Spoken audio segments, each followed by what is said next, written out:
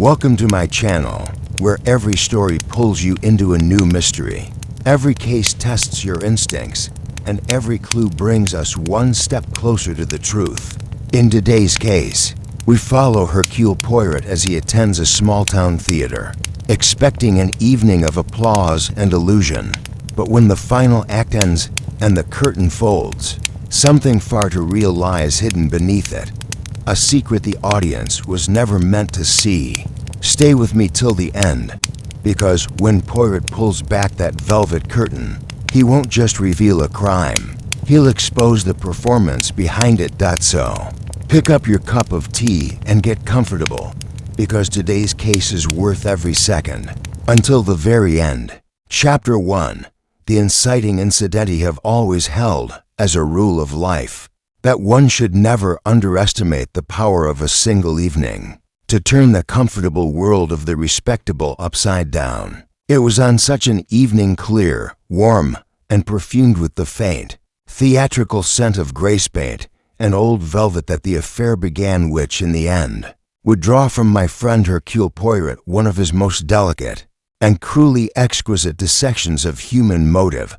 The setting was the prestigious Marlowe Theatre, perched like a jewel in the heart of London's more refined quarter.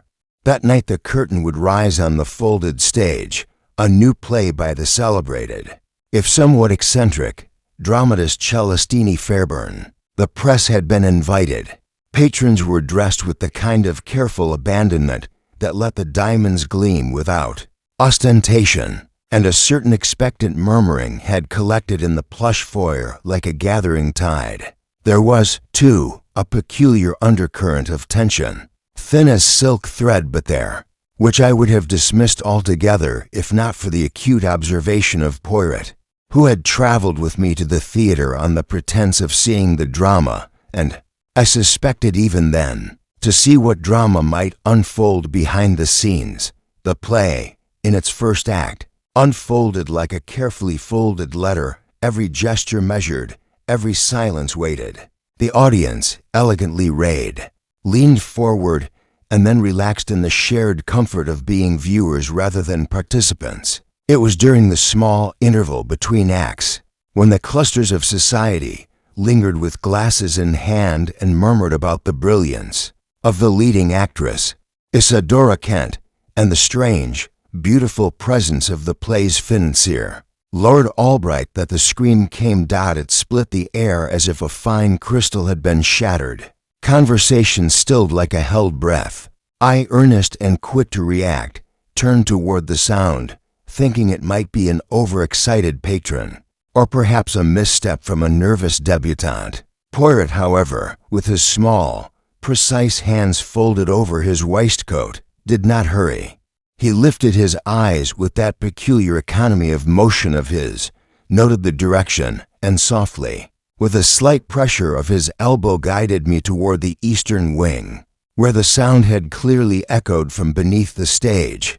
We descended a narrow, creaking service corridor, passing in silence the agitated stagehands whose clipped orders faltered in the face of fear. A faint odor of damp wood and oil paint rose from the unlit depths, mingled with a colder scent, something like the sharpness of crushed mint, and oddness that would not have registered at all with a less attentive mind.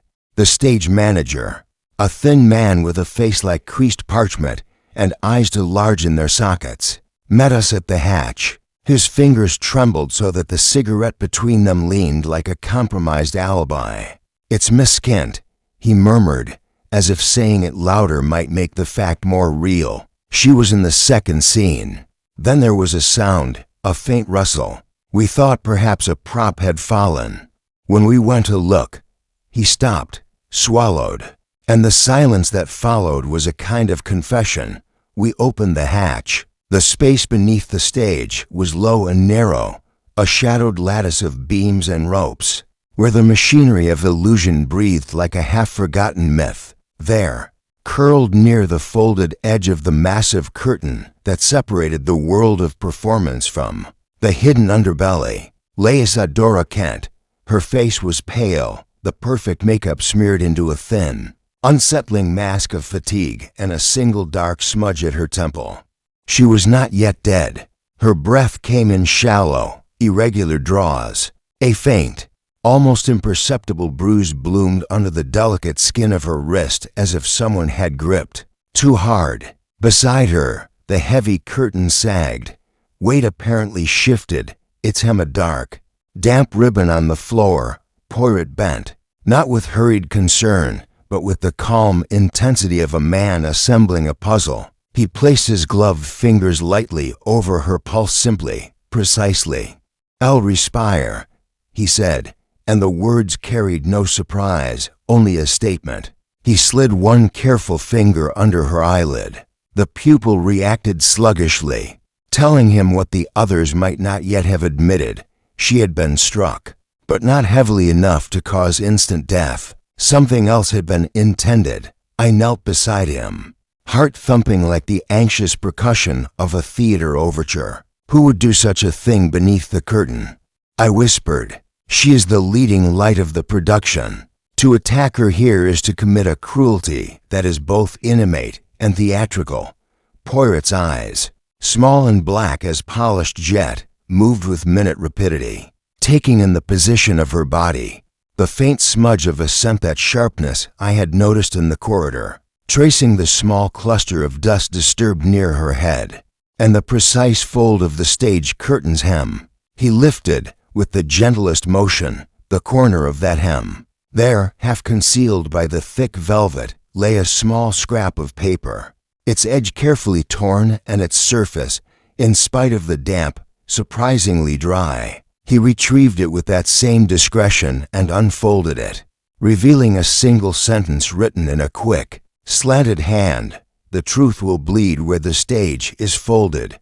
There was no signature. The ink, however, carried a faint metallic tang, a detail Poirot noted with an almost private click of appreciation. From his mental mechanisms, "Ah, mon cher Hastings," he murmured, not looking at me but at the trembling curl of the curtain. "You see, no accident here. There's a message." He did not, even then, speak of motive, of who might wish the actress harm, or what secrets her performance might hide. He only looked so quietly that I almost failed to see it at the small, almost invisible impression on the underside of the scrap where the paper, when folded, had pressed against something. There was a faint, triangular indentation, as if the paper had rested over the corner of a small object, perhaps a pin or a badge, and had been removed in haste.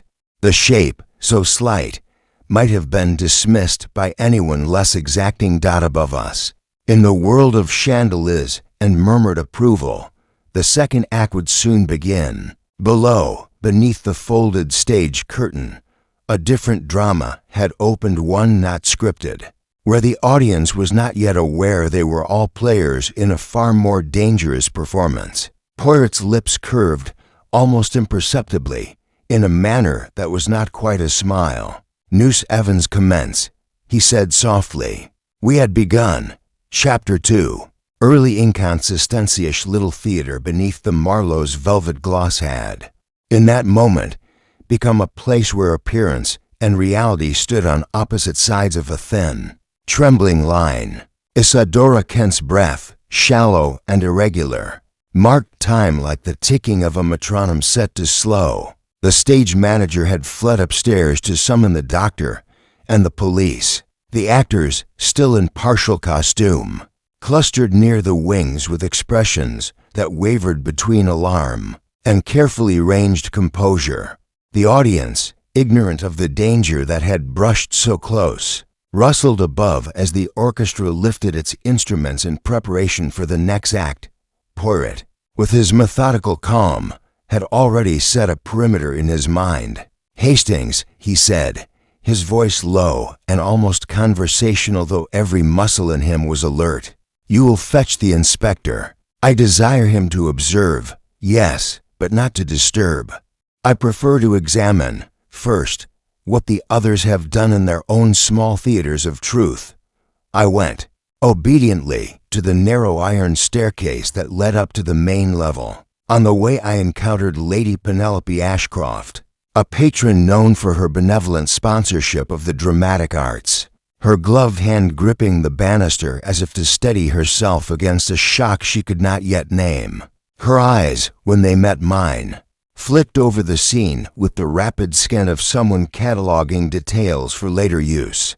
I guided her gently back, whispering assurances I hardly believed for myself. Above, the murmur had thickened.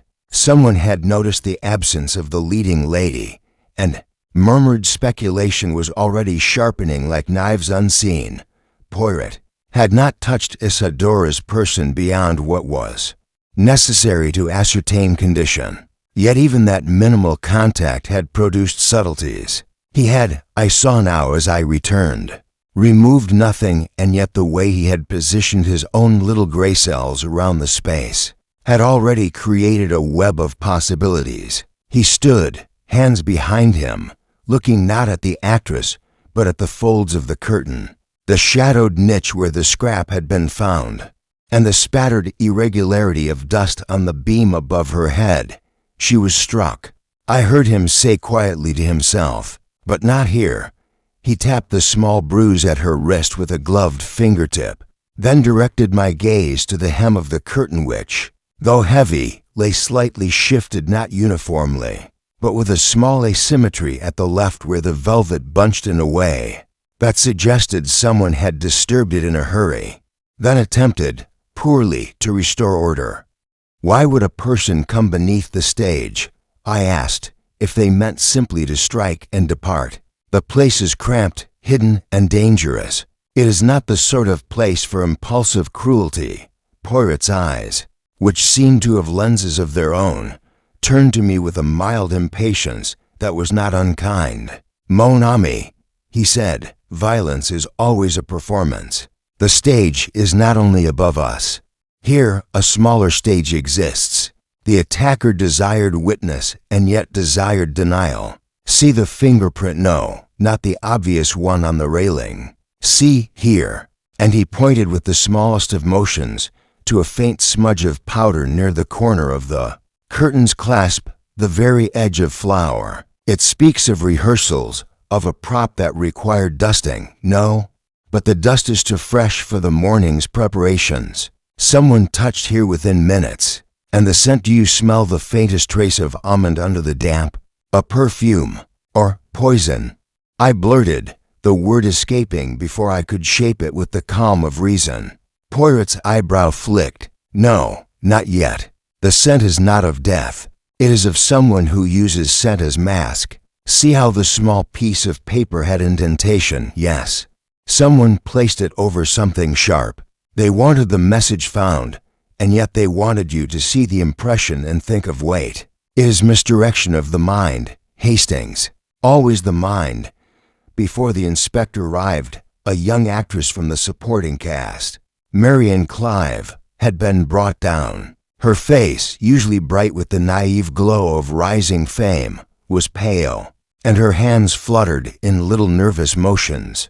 She claimed she had heard nothing from below. She had been in the wings, adjusting her costume, and had seen Isadora enter the second scene with the usual flourish. Her eyes, however, when Poirot looked at her, betrayed a tiny hesitation, a blink just a beat later than expected when she said the word usual. Poirot nodded slowly, as if confirming an internal hypothesis, and then said nothing. He needed no dramatic cross-examination yet. The smallest rebuke, the smallest twitch, would surrender more than a full confession. The inspector, a wide man with a tie slightly askew and a courteous, practiced confusion on his face, writhed with the requisite official gravity. He was Inspector Merton of Scotland Yard, whom I had met on several previous cases, efficient, if sometimes too ready to seize on a convenient narrative. He looked down, saw Isadora's condition, and his mind leapt, as minds often do, to a ready explanation. "Attempted assault, sir," he declared aloud, addressing a crowd that had begun to trickle down despite the orders. "Someone tried to frighten her, perhaps to spoil the opening. A jealous rival, perhaps a disgruntled admirer. This is not murder yet. Bring her up. Get the doctors. Seal the stage." Poirot inclined his head, and with the most gentle of voices said to Merton, "Inspector, yes, yes, but you will allow that, in such matters, the obvious is often the preparation for the invisible. We will bring her up presently and see if the face of this jealous rival reveals its true color in the light. Meanwhile, I shall have a look where perhaps no one else has cared to look." Merton, flattered by Poirot's deference and eager to feel the warm glow of the case simplifying itself, nodded and sent to constables to elevate Isidora and to secure the access below. Poirot, still looking at the curtain, then turned his attention to another detail, a scrap of velvet caught strangely in the teeth of the hook that held the heavy drapery. The piece had no matching tear in any visible garment. It was small, the sort of fragment that could be dismissed, and yet Poirot's little gray cells had already given it weight. "He wants the audience above to believe in accident," Poirot said softly, "and below, the true drama continues unseen." He folded the scrap into his inner coat with a care that made me feel he was safeguarding not merely cloth, but a possibility. The air above still held applause waiting to be coaxed back into performance.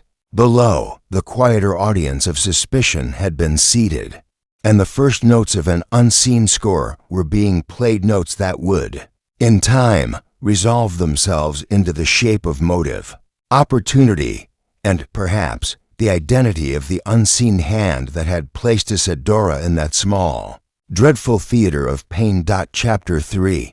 The Gathering of Suspects Theater, which a little while before had shimmered with velvet and laughter, now felt like a drawing room converted into an inquisition. Words spread always with that peculiar elasticity of society gossip, and the circle of those with a right to be present narrowed and thickened. Inspector Merton, eager to impose order upon the growing murmur, decreed that the principal players and those with access to the stage beneath the curtain should assemble in the small, gilded rehearsal salon adjacent to the main auditorium. It was there, beneath cracked gilt and a ceiling painted with cherubs caught in perpetual surprise, that the first formal congregation of suspects took shape. Celestine Fairburn arrived with the languid grace of one accustomed to drama on demand. Her dress, a swath of deep emerald silk, moved as if by its own intention, and her eyes, sharp and elaborately amused, took in the room like a director surveying the set before action. She claimed to have been in her private box, watching the first act and browsing through notes for her next revision. Yet when Poirot, with his soft precision, asked if any new tension had surfaced among the troupe that day, her smile narrowed by half a degree. "Art is, my dear Inspector," she said in a voice rolled like fine velvet, "a mirror that sometimes shows one too much. Isidora and I, we had disagreements. She wanted a change in the third act. I told her the fold should remain as written. She is passionate. Passion is dangerous when untamed." She paused, letting the half-sentence drift. "But I would never wish harm." Her fingers, long and careful, toyed with a small fan that had no apparent tear matching the scrap of velvet Poirot had pocketed. He observed her without comment, already cataloguing the possibility that disagreement could serve as both motive and misdirection. Lord Albright, the financier of the production, followed. His aristocratic features were set in a mask of restrained agitation. He was a man used to exerting influence through the soft pressure of money, and yet here his control seemed, for once, uneasy. "The play must go on," he declared, as if to remind himself of that truth. "Isidora's injury attempted or real will harm the opening. I invested more than money. Reputation, too, is fragile." Poirot took note of the way Lord Albright's gaze flicked toward the curtain's heavy fold, then to the small group of actresses clustered by the window. "You were in the audience?" Poirot asked, with that peculiar courtesy that makes questions into observations. "I was," Albright said, "and I was watching Miss Kent. She had been withdrawn lately. She spoke of wanting the funding redirected, less spectacle, more subtlety. I thought it temperamental. I did not know she would be attacked beneath her own stage. He swallowed, and there was a momentary shadow over his expression, as if the idea of control being wrested from him was an affront beyond business. Lady Penelope Ashcroft arrived escorted by a young aide, her composure perfect, but her eyes restless beneath the lace of her veil. She had been a patron of the theater for years, her donation plaques gleaming in the foyer as testament to her support. "The theater is a sanctuary," she murmured, "and yet tonight it has been violated." She spoke fondly of Isadora, praising her talent and temperament, but the little flicker over her right eyebrow when Celestine's name was mentioned betrayed something more complicated, an acknowledgement, perhaps, of the tensions artistic generosity nurtures. Giles Moreton, the stage manager, was summoned. His usual command had dissolved into a damp, nervous obedience. He admitted that the understage mechanisms had been inspected that morning, that the curtains had been dressed, that the props had been placed with ritualistic care. He insisted that no one unauthorized had been below that afternoon. Yet when Poirot asked about the rehearsal schedule, Giles was slightly vague on the presence of a particular junior technician, Arthur Keyes, who had been seen near the eastern wing earlier. Giles corrected himself too quickly when pressed about Keyes's absence from the room. Now a correction that, in Poirot's mind, was not a clarification, but a concealment. Marian Clive, though still pale from the shock of having been questioned earlier, was present again, now in a sickly attempt to appear composed. She claimed that Isadora had been nothing but charming to her, even encouraging. Yet when Lord Albright's earlier remark about funding surfaced, Marianne's fingers twisted a delicate handkerchief until the edges dampened with her own sweat. She felt the strain, she whispered to me later, as if sharing a secret meant only for my ears. "Everyone says success is bright, but sometimes it is the shadow beneath that presses hardest." Inspector Merton, eager to reduce the number of loose threads, suggested the presence of the playwright's nephew, Edward Fairburn, who had been handling aspects of the publicity and had access to all areas of the theater. Edward arrived, thin, nervous, his suit slightly rumpled as if he had spent too long in hurried transit. He stammered that the publicity campaign had been going well save for some gossip columns, threatening to suggest that the production's funding was unstable. He admitted that he had seen Miss Kent near her dressing area arguing in hushed tones with a shadowy figure the day before, though he could not name the figure and insisted the argument concerned nothing of consequence. Each introduction layered upon the last, and beneath the polite exchange lay subterranean currents. Celestine's argument with Isadora, Lord Albright's control threatened by artistic demands, Lady Penelope's patronage colored by a need for influence, Giles's evasive mention of Keyes, Edward's vague witness to a prior dispute all formed a loose lattice of possible motives. Poirot, who had listened with an outward patience that hid the internal spinning of his little gray cells, allowed them to speak amongst themselves. He noted a tremor in Lady Penelope's voice when the name of the financier was mentioned, a subtle tightening of Giles Moreton's jaw at Edward's uncertainty, a faint, almost imperceptible signal of resentment in Lord Albright's manner. When Isadora's artistic will was discussed, he did not, however, mention any of it aloud. He simply, with that quiet gravity, asked for the list of those with access to the stage and the names of every person who had been in the wings in the last 24 hours. He requested that the dressing rooms remain untouched and that the curtains underfold be examined without alteration. His questions were small levers, gentle yet precise, and while the others answered, the room felt as if it were a stage set for something still to play out as suspense held taut, waiting for the sigh that would release it. The gathering, ostensibly for clarity, had only sharpened the fog. Each person present was, in some fashion, both witness and participant, and beneath the niceties unspooled threads that might, if followed, reveal more than one secret. Poirot, with his slight smile unseen by most, began placing each of those threads in the quiet compartment of his mind, arranging them not yet into accusation, but into positions where they might be tested. Chapter 4. Poirot's first impressions. It would have been a gross misrepresentation to say that Hercule Poirot had not already been present, yet until that moment, when the gathered suspects felt the subtle shift from mere curiosity to being under gentle examination, his rival was not fully realized.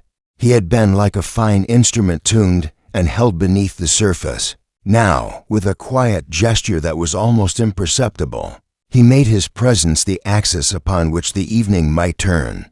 He rose from his place near the heavy drapery, the scrap of velvet tucked out of sight in his inner pocket, and allowed his gaze to fall in sequence, not in haste, upon each person in the salon. It was not the casual glance of a man who surveys a room. It was the systematic, silent accounting of one who, in the span of a heartbeat, has already placed every feature, every hesitation, every small mannerism into a private ledger. The effect on the company was subtle. None of them recoiled, but all felt, as if an unseen light had been focused, so that small imperfections could no longer hide in the shadows.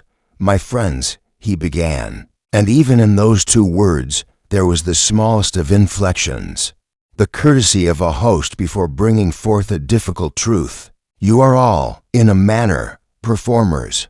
The stage above us gives applause, yes, but the stage below, it gives secrets. It is necessary that we speak plainly. The official theory that Miss Kent has been the victim of a random attack, perhaps by a jealous admirer or overzealous critic, is, how shall I say, insufficient.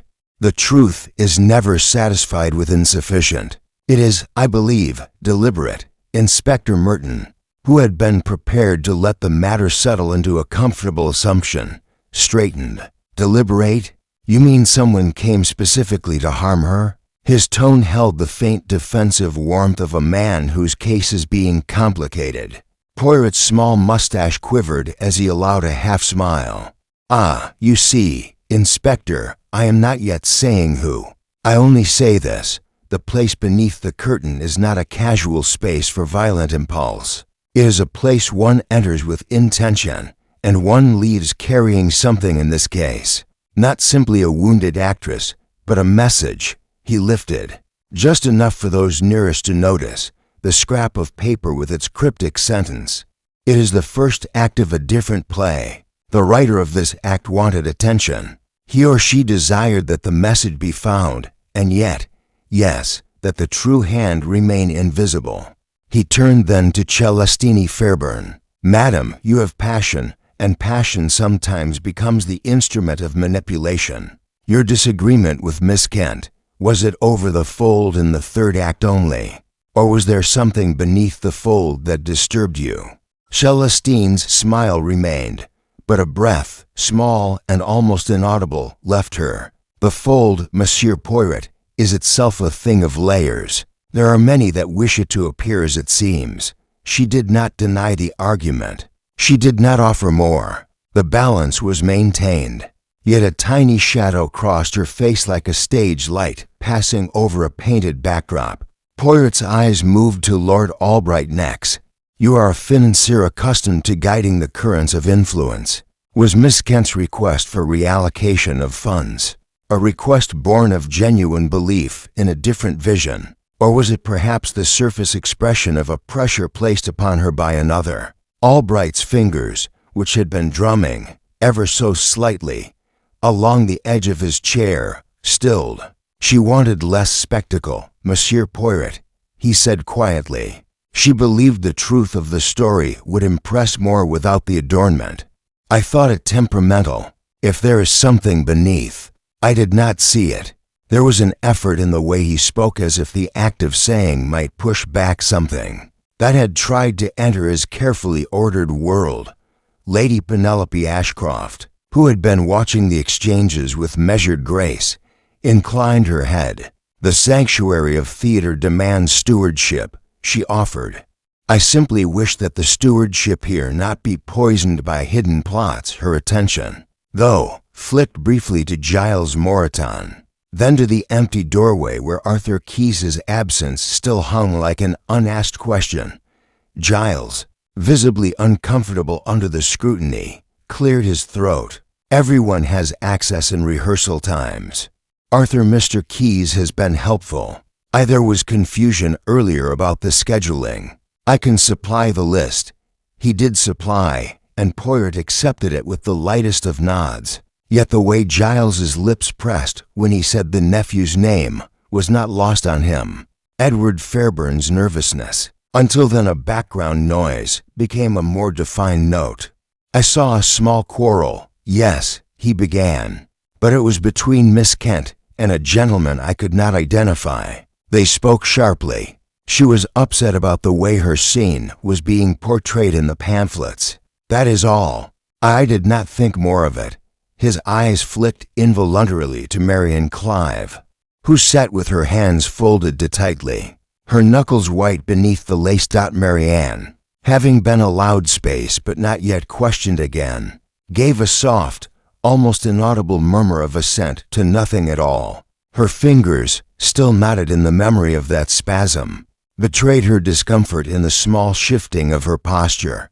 Poirot watched her, not pressing, not needing to yet. He had seen enough to know that people reveal more when they think nothing is being sought.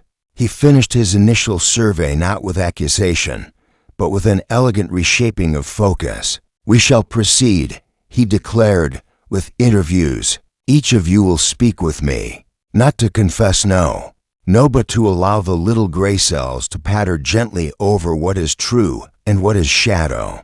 I request that nothing be moved in the rooms of performance or preparation until I have seen them. The curtains underfold," he lifted a finger, not pointing in blame but in attention, "must remain as it is. The truth, Ms. Amos, dislikes being hurried.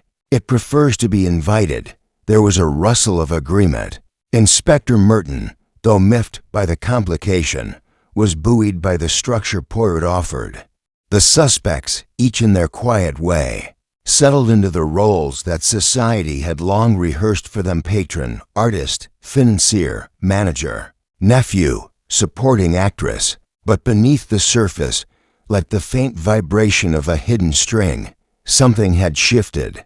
Poirot's rival, now fully acknowledged, had unsteadying effect. The comfortable story of jealous rivalries was no longer sufficient. The audience below the floorboards was watching, and so was he.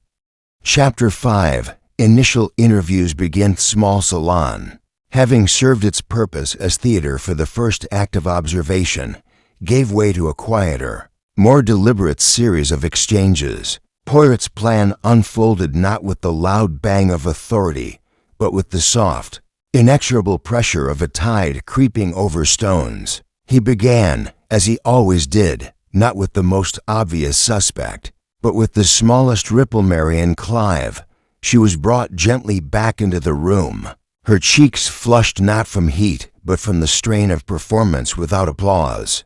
Poirot offered her a chair, arranged the folds of her skirt with the delicacy of a man setting a stage prop, and then, with the most courteous of inclinations, asked her to speak of Miss Kent as if she were describing a piece of music: tempo, nuance, and inflection. Marian spoke of Isidora's kindness, her single-minded devotion to the part, and the way she had touched the hem of the curtain before going on as if seeking comfort from its coolness. When Poirot asked if anything had seemed different in her manner recently, her eyes flicked not to him, but to the far corner of the room where the heavy drapery hung like an unspoken question. She was tired, Marian said, and then added, with a small breath, and she was afraid, not of the play but of something behind it. She spoke of whispers in the wings. She said she felt watched. The last word was barely audible.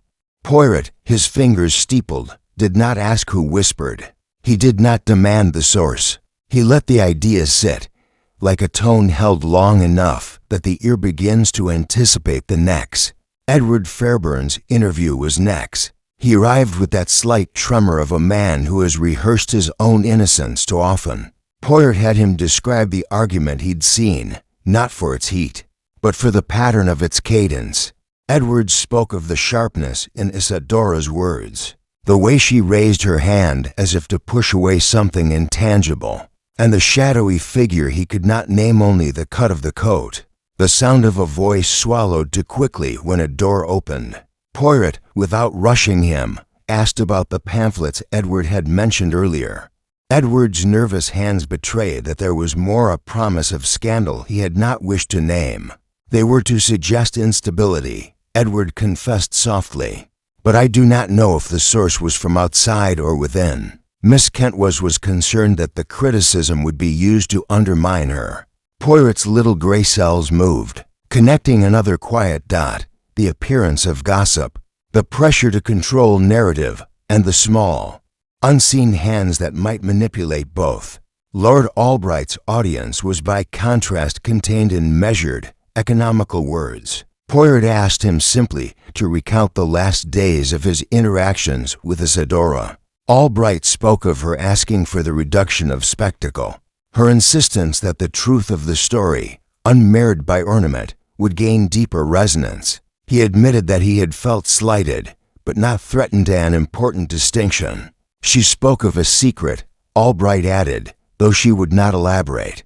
She said if certain things came to light, the entire production would seem as if it had been staged by someone else entirely.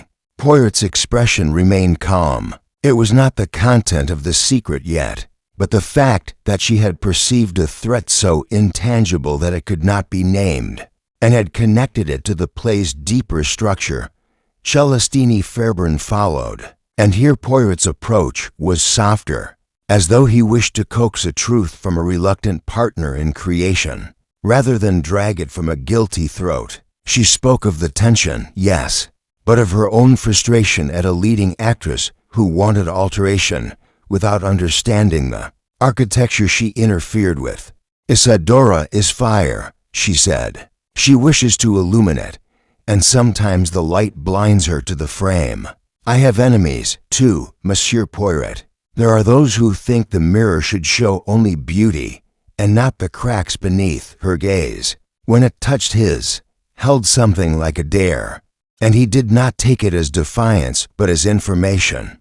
The person who sees the reflection also knows where surface and fracture meet. Lady Penelope Ashcroft, in her quiet elegance, was next. Poirot asked about her patronage, her involvement, and her recent observations.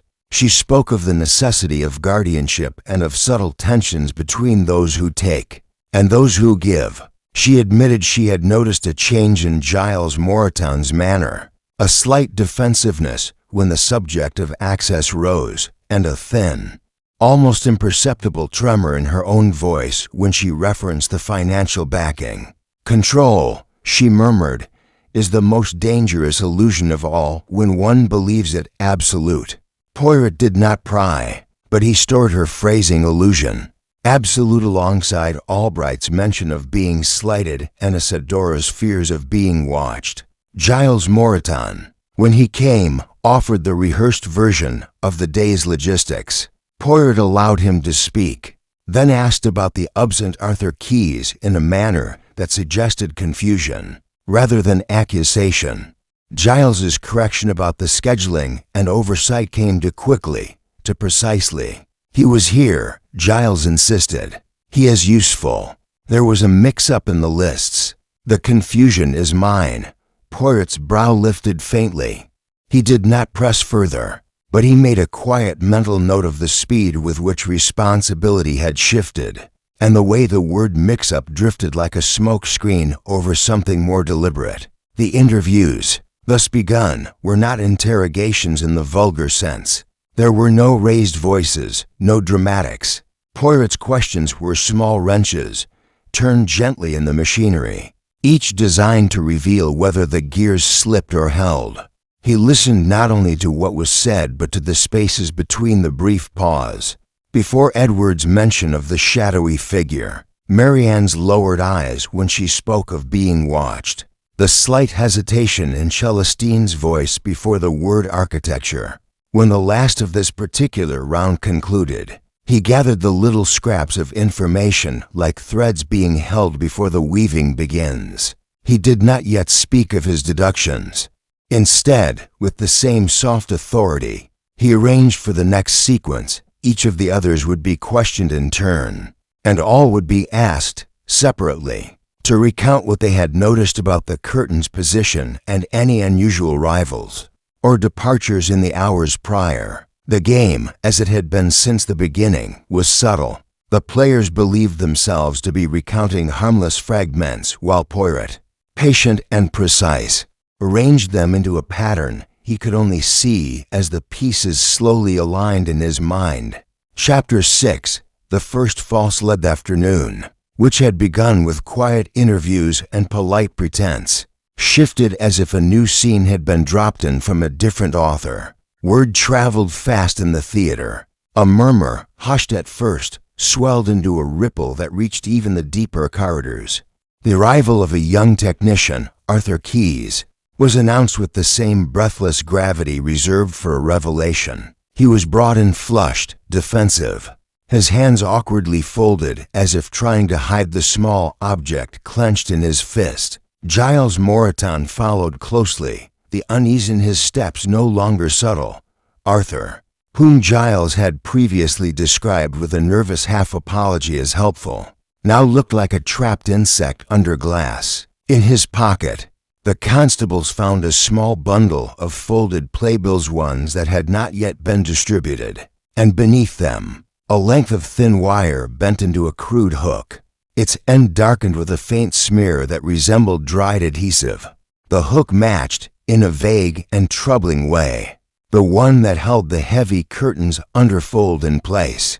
More damning, perhaps, in the theater's whispering logic, was the fact that the wire bore a tiny trace of the same faint almond scent Poirot had already noted beneath the stage. Arthur's protests tumbled out in breathless bursts. "I didn't do anything to Miss Kent," he insisted, eyes darting from face to face. "I was only checking the rigging. The hook, yes, I handled it. It was loose. I tightened it. I had nothing to do with her being hurt. Those playbills were mine. I was to place them in the program. I found the scrap of velvet earlier and was going to give it to Giles. I swear. I was going to say something about the scheduling mix-up. He stopped, because the room had shifted its focus to him. And in that stillness the shape of guilt was being etched by assumption, not by proof. Inspector Merton, delighted to have a convenient narrative, stepped forward with the speed of one who had been waiting for confirmation of his earlier hunches. "See," he declared, louder than the situation warranted. "Here is someone with access, someone with a tool connected to the curtain, someone carrying incriminating paraphernalia. He was near the fold. He had the scent. He had motive if the production is ruined. The chaos that follows helps certain ambitions." He let the last phrase hang, an implication that readiness to benefit equaled readiness to act. Marian Clive, who had been listening, felt the air tighten. Edward Fairbairn's face paled slightly, and Lord Albright's lips compressed. Celestine, with the practiced control of a ringmaster, watched the younger man's agitation. Lady Penelope's eyes, though calm, flicked momentarily to Giles, then back to Arthur, as if measuring the lengths of the threads now pulled taut. Poirot did not move immediately to join the general chorus of condemnation. He let the insinuations settle like dust. Then, with the smallest of motions, he stepped closer to Arthur, who shrank fractionally. "Monsieur Keyes," Poirot said softly, "you are a man of the theater. You know how things may appear, and how they may be arranged to appear thus. You have touched the wire, Nest's pause. You have felt its looseness. You found the scrap. You were going to mention the scheduling confusion. All this is true, yes? But tell me why, if you had meant to bring the velvet to Giles, did you not do so earlier? Why did you hold it?" Arthur blinked, confusion making his speech a stammer. "I thought it was nothing. I thought perhaps someone dropped it. I was nervous about the schedule. I wanted to be sure before I disturbed anything. I thought the hook was loose and might fall in performance. I had no reason to. His voice trailed. The room, already leaning toward the convenient interpretation of his guilt, filled in the rest. Poirot turned then, not with the flourish of revelation, but with the quiet redirection of a man who sees a pebble in a stream, and is more interested in the current than the obstruction. He lifted the small wire hook, examining it with the almost imperceptible attentiveness of a jeweler weighing a gem. "The wire," he said, "is bent. Yes, it was used, but not for this purpose.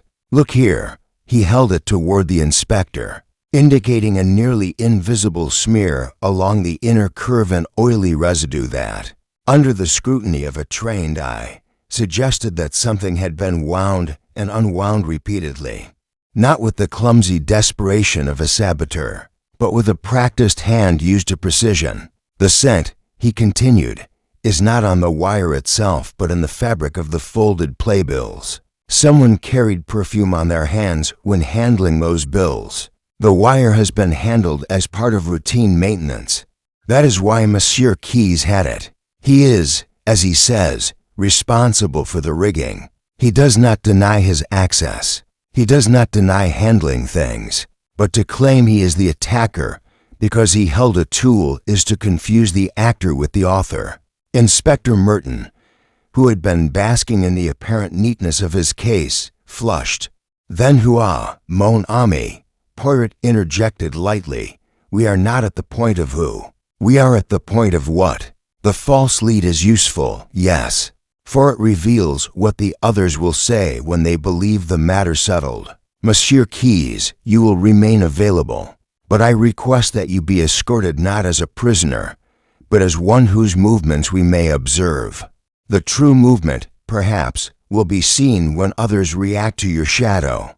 The room, in the wake of the paused accusation, buzzed with reluctant recalibration. Arthur, relieved but still trembling, was led aside with a guarded eye on him, as though he were a figure in a tableau whose true place had not yet been determined. Inspector Merton, embarrassed by the ease with which he had been guided from certainty to uncertainty, tried to reclaim posture. So then, he muttered, "We watch, Poirot," his little gray cells turning with the faint satisfaction of a man who had not allowed the obvious to blind him, glanced at the curtains underfold again. The first convenient narrative had been exposed. In its place was not clarity, but a richer fog. That fog, to his mind, promised more intricate shapes that would require patience and not the eager, brittle certainty of a premature conclusion. Chapter 7. The Psychological Gamut Atmosphere. Having been briefly unsettled by the convenient narrative involving Arthur Keyes, settled again into a more careful hush, the suspects now regarded one another with a new layer of suspicion, not merely of what they had done, but of what they might say next. Poirot, who had allowed the room to breathe that small moment of misdirection, began to play with the edges of their composure as a conductor teases tension. From a silent orchestra before the crescendo, he began, not with the obvious, but with the personal. He summoned Edward Fairburn back into the salon, and this time, he did not ask Edward to recount what he had seen. He asked, instead, about the manner in which messages traveled in the theater. "You, Monsieur Edward," Poirot said, "are the one who takes the words of the story to the public. You are the one who arranges their shape so they may be believed. Tell me what would be the effect, yes, if the audience believed the story had been manipulated from within before the curtain rose. Would it not change their sympathy? Would it not make them look behind where perhaps nothing wishes to be seen?" Edward's eyes shifted. He nodded in a measured way, and Poirot watched the faint droop at the corner of his mouth, the sort of detail that comes from someone who has wrestled with the idea of influence and then chosen the safer language of denial. It would sour trust, Edward admitted. It would make them suspicious of every hand that touched the paper. Poirot's smile, small and quiet, did not give anything away. The seed was not a question aimed at the nephew's guilt. It was a suggestion, a mirror held up so that Edward might glimpse the way perception could be steered. Next, Poirot sought Marian Clive again, but he did not ask her about Isadora directly. He spoke to her instead of performance anxiety, of how one's inner voice could betray fear as strength, and how watchers above often misconstrue the trembling of a hand as intention. Marianne, who had once been a country girl with no design beyond applause, now found herself describing the little games actresses played to maintain composure. When Poirot casually mentioned that sometimes the one who appears most frightened hides a temper that could erupt like a controlled flame, Marianne's fingers flexed in a small, involuntary mimic of the movement. "Some fears," she whispered, "are not for the stage. They are for what hides in the wings." Poirot nodded as if this were confirmation of a pattern rather than a confession of anything specific. He turned then to Lady Penelope Ashcroft. "You see, madam," he said, "people believe influence is always loud. They think it is the crash of a gavel or the thunder of opinion. But the most powerful currents flow unseen, under the surface. Have you felt, perhaps, that the giving of support sometimes becomes the giving of expectation? That those who accept light must also accept the shadow it casts?" Lady Penelope's lips pressed together. "Yes," she replied slowly. "One does not give without collecting. But I have not used my giving to press upon anyone. I only watch. I only wish to ensure the fold is not being used as a cover." Poirot did not push her further. Yet the quiet acknowledgement of the dynamic placed her in the mesh of interests. The benefactor, who watches the beneficiaries in case the gratitude turns to control.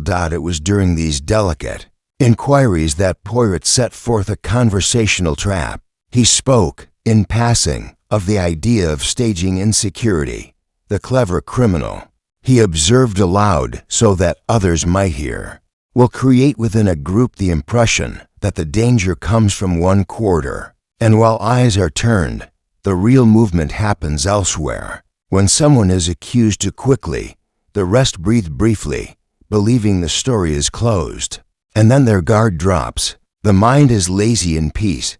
The phrase was not aimed at a name, but the effect was palpable. Giles Moreton, who had been lingering near the doorway, shifted slightly, his jaw tightening. Celestine Fairbairn's hand, which held the edge of her fan, slowed its ripple for a heartbeat. Lord Albright's stare, which had been directed toward the upper corners of the ceiling as if to find comfort in architecture, returned with a small, measured tension to the room's center. Poirot allowed the moment to settle. Then, with a gentle pivot, he engaged Lord Albright directly. "You, monsieur, are one who understands that reputation is a fragile thing. If a threat is perceived real or imagined, what is the natural course? To shore up, to reveal, or to distract?" Albright's reply was careful, his words chosen like the placement of weights on a balance. "To control," he said finally. "One seeks not to panic the audience, but to steady them. Yet if a story begins to twist beneath, the effort to steady becomes a pressure that distorts." Poirot's eyes gleamed only slightly. He had not accused the financier of causing the distortion. He had placed the notion of pressure, of distortion, into the space between them as a possibility that would ripple when touched by others. The psychological game, as Poirot played it, was not about catching someone in a lie immediately. It was about observing how each suspect responded when their internal tensions were reflected back to them in softened, indirect light. Some reacted with defensiveness, others with the instinct to clarify, "No, that is not what I meant," and a few simply remained still, revealing nothing outwardly, but allowing the other's discomfort to betray the network of anxieties. The greatest victories, Poirot believed, were those where the opponent did not know they had been moved, until the move had already taken effect. As the hour deepened, he stepped back from the center of the little parlor and allowed the room to orbit the quiet unease he had seeded. He did not yet speak of Arthur Keyes's complication directly. He watched instead the way Giles Moreton's hands folded when questions of access were coyly alluded to, how Marianne's gaze lingered on the curtain even while discussing the weight of expectation, and how Edward's sentences sometimes began with certainty and ended in a soft, unsure tone. When, finally, Poirot rose, he announced that the next stage would be a more structured series of private conversations, each suspect taken individually, with an emphasis not on accusation, but on the recounting of seemingly trivial movements. Who had come early? Who had lingered in certain corners? Who had pressed the hand of another in passing? Le Petit Jew continues, he whispered to me quietly as we stepped out of earshot. The little game continues. He understood now, more than ever, that the truth was not in the loud confession, but in the subtle unease of those who had carefully rehearsed their roles and were now, under his soft pressure, beginning to falter in cadence. Chapter 8. A secondary misdirigist as the careful, quiet rhythm of Poirot's interrogations seemed to settle into a pattern of hesitation, correction, and mental rearrangement. The theater produced a new dissonant note, unexpected and sharp. It came not from beneath the curtain this time, but from the delicate tea service in the private green room, where Marian Clive had withdrawn under the pretense of composing herself. The room, fragrant with the scent of boiled leaves and the residual warmth of stage lights, became suddenly colder. Marianne had been sipping from a porcelain cup, her fingers trembling slightly round the saucer, when she gave a soft, strangled sound and collapsed inward against the upholstered settee. It was not a dramatic fall, no shattering of glass, no theatrical clutching at pearls, but a slow, sinking surrender of muscle, her eyes widening with the look of one who sees the world tilt just enough to lose purchase. A servant raised the alarm with the furtive panic of someone who knows the machinery of theater superstition. Illness was unlucky, accident was a scandal, malice was ruin. Poirot had been in the adjoining corridor, watching Giles Moreton through the half-open door as the stage manager tried, with a trembling countenance, to reassure an increasingly nervous Lord Albright. He crossed the threshold at a measured pace, his small mustache barely stirring, and entered the green room with that peculiar stillness which causes tumult to hush. Marianne lay pale, her breath shallow but steady, a slight sheen of sweat on her brow, and beside her, on the low table, the remains of the tea service steamed faintly. "Ah," Poirot murmured, bending close. He did not startle her, nor did he overreact. He lifted the cup the servants had abandoned, its rim notched with the tiny impression of lipstick, and held it as if it were a delicate relic. "You see, Hastings," he said to me in a whisper that was meant for no one else, "the stage above is not the only one where acts are performed. Here, a nervous actor has been given a little fright." Marianne's eyelids fluttered. She was aware enough to whisper, "The tea, I thought it bitter. I tasted, like almonds. I thought I imagined it. Then my head," her voice petered, and she turned her face toward the small window, the light making the whites of her eyes prominent.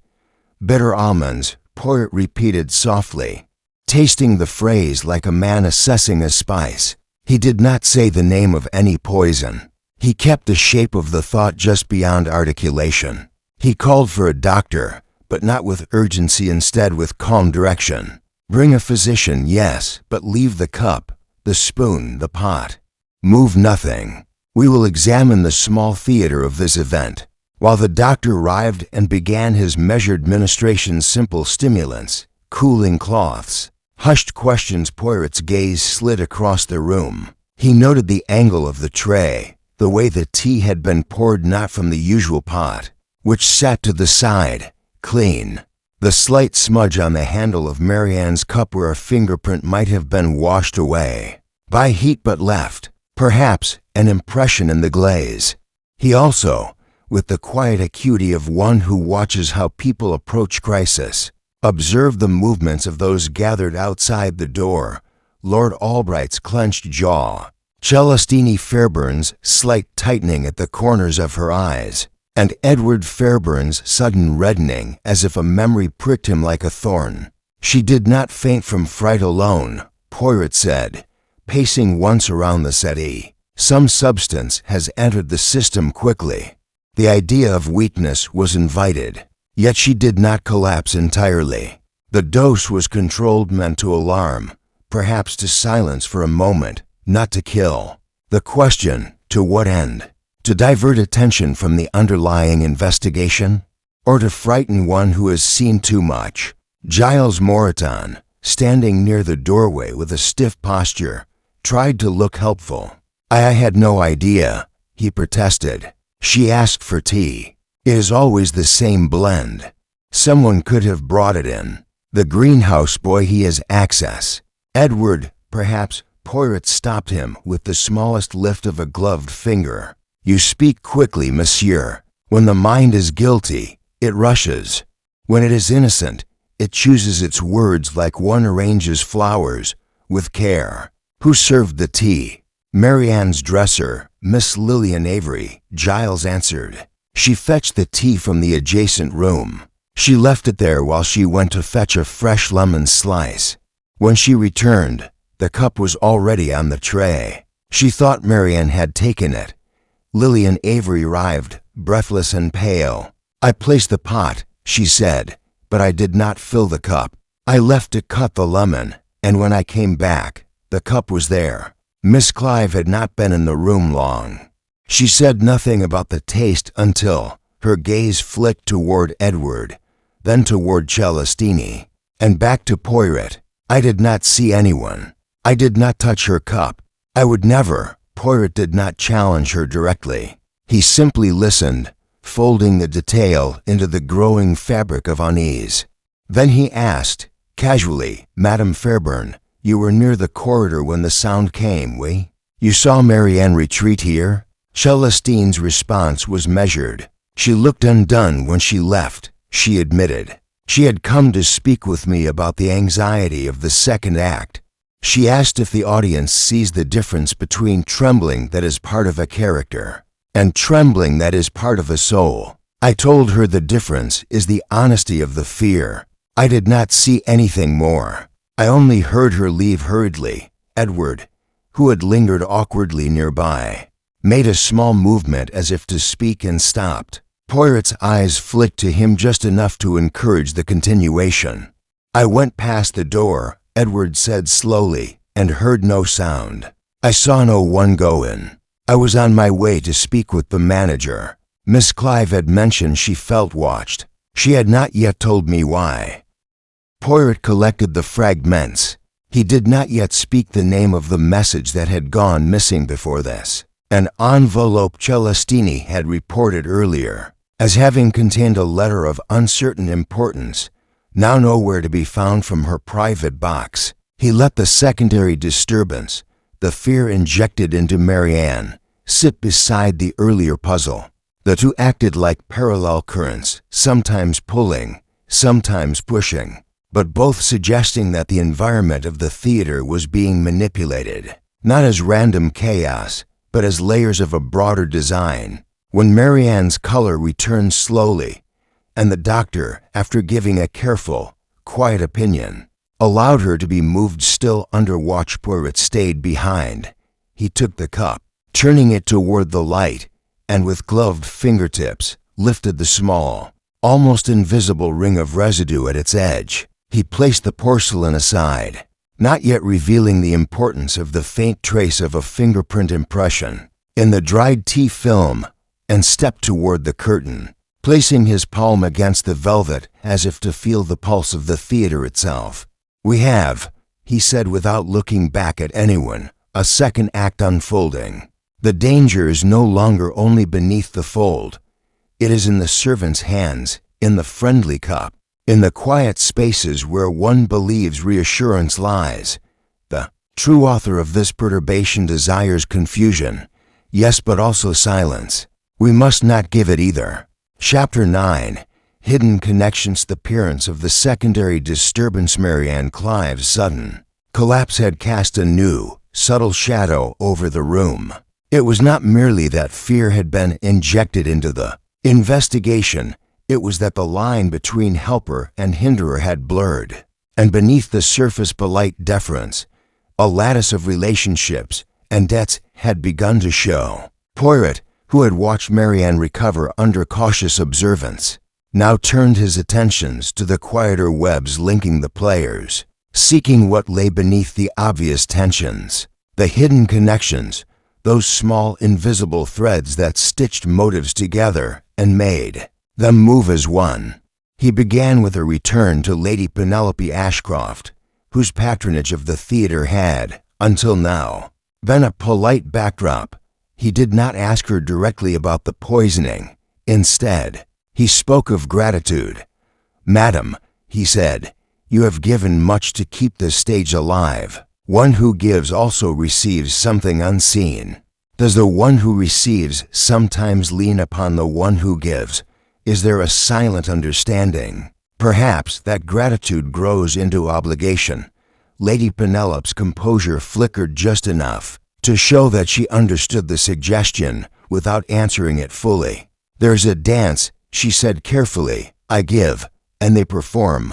I do not ask for their lives, only their earnestness. But when the performance cracks, one hears whispers. Some think I demanded too much, others that I controlled a little." The phrasing, innocent sounding to a casual ear, placed her in a reciprocal pressure with the performers. She was not merely a patron, but a presence, whose involvement shaped decisions in ways not always spoken. Poirot followed the thread from her to Celestine Fairburn.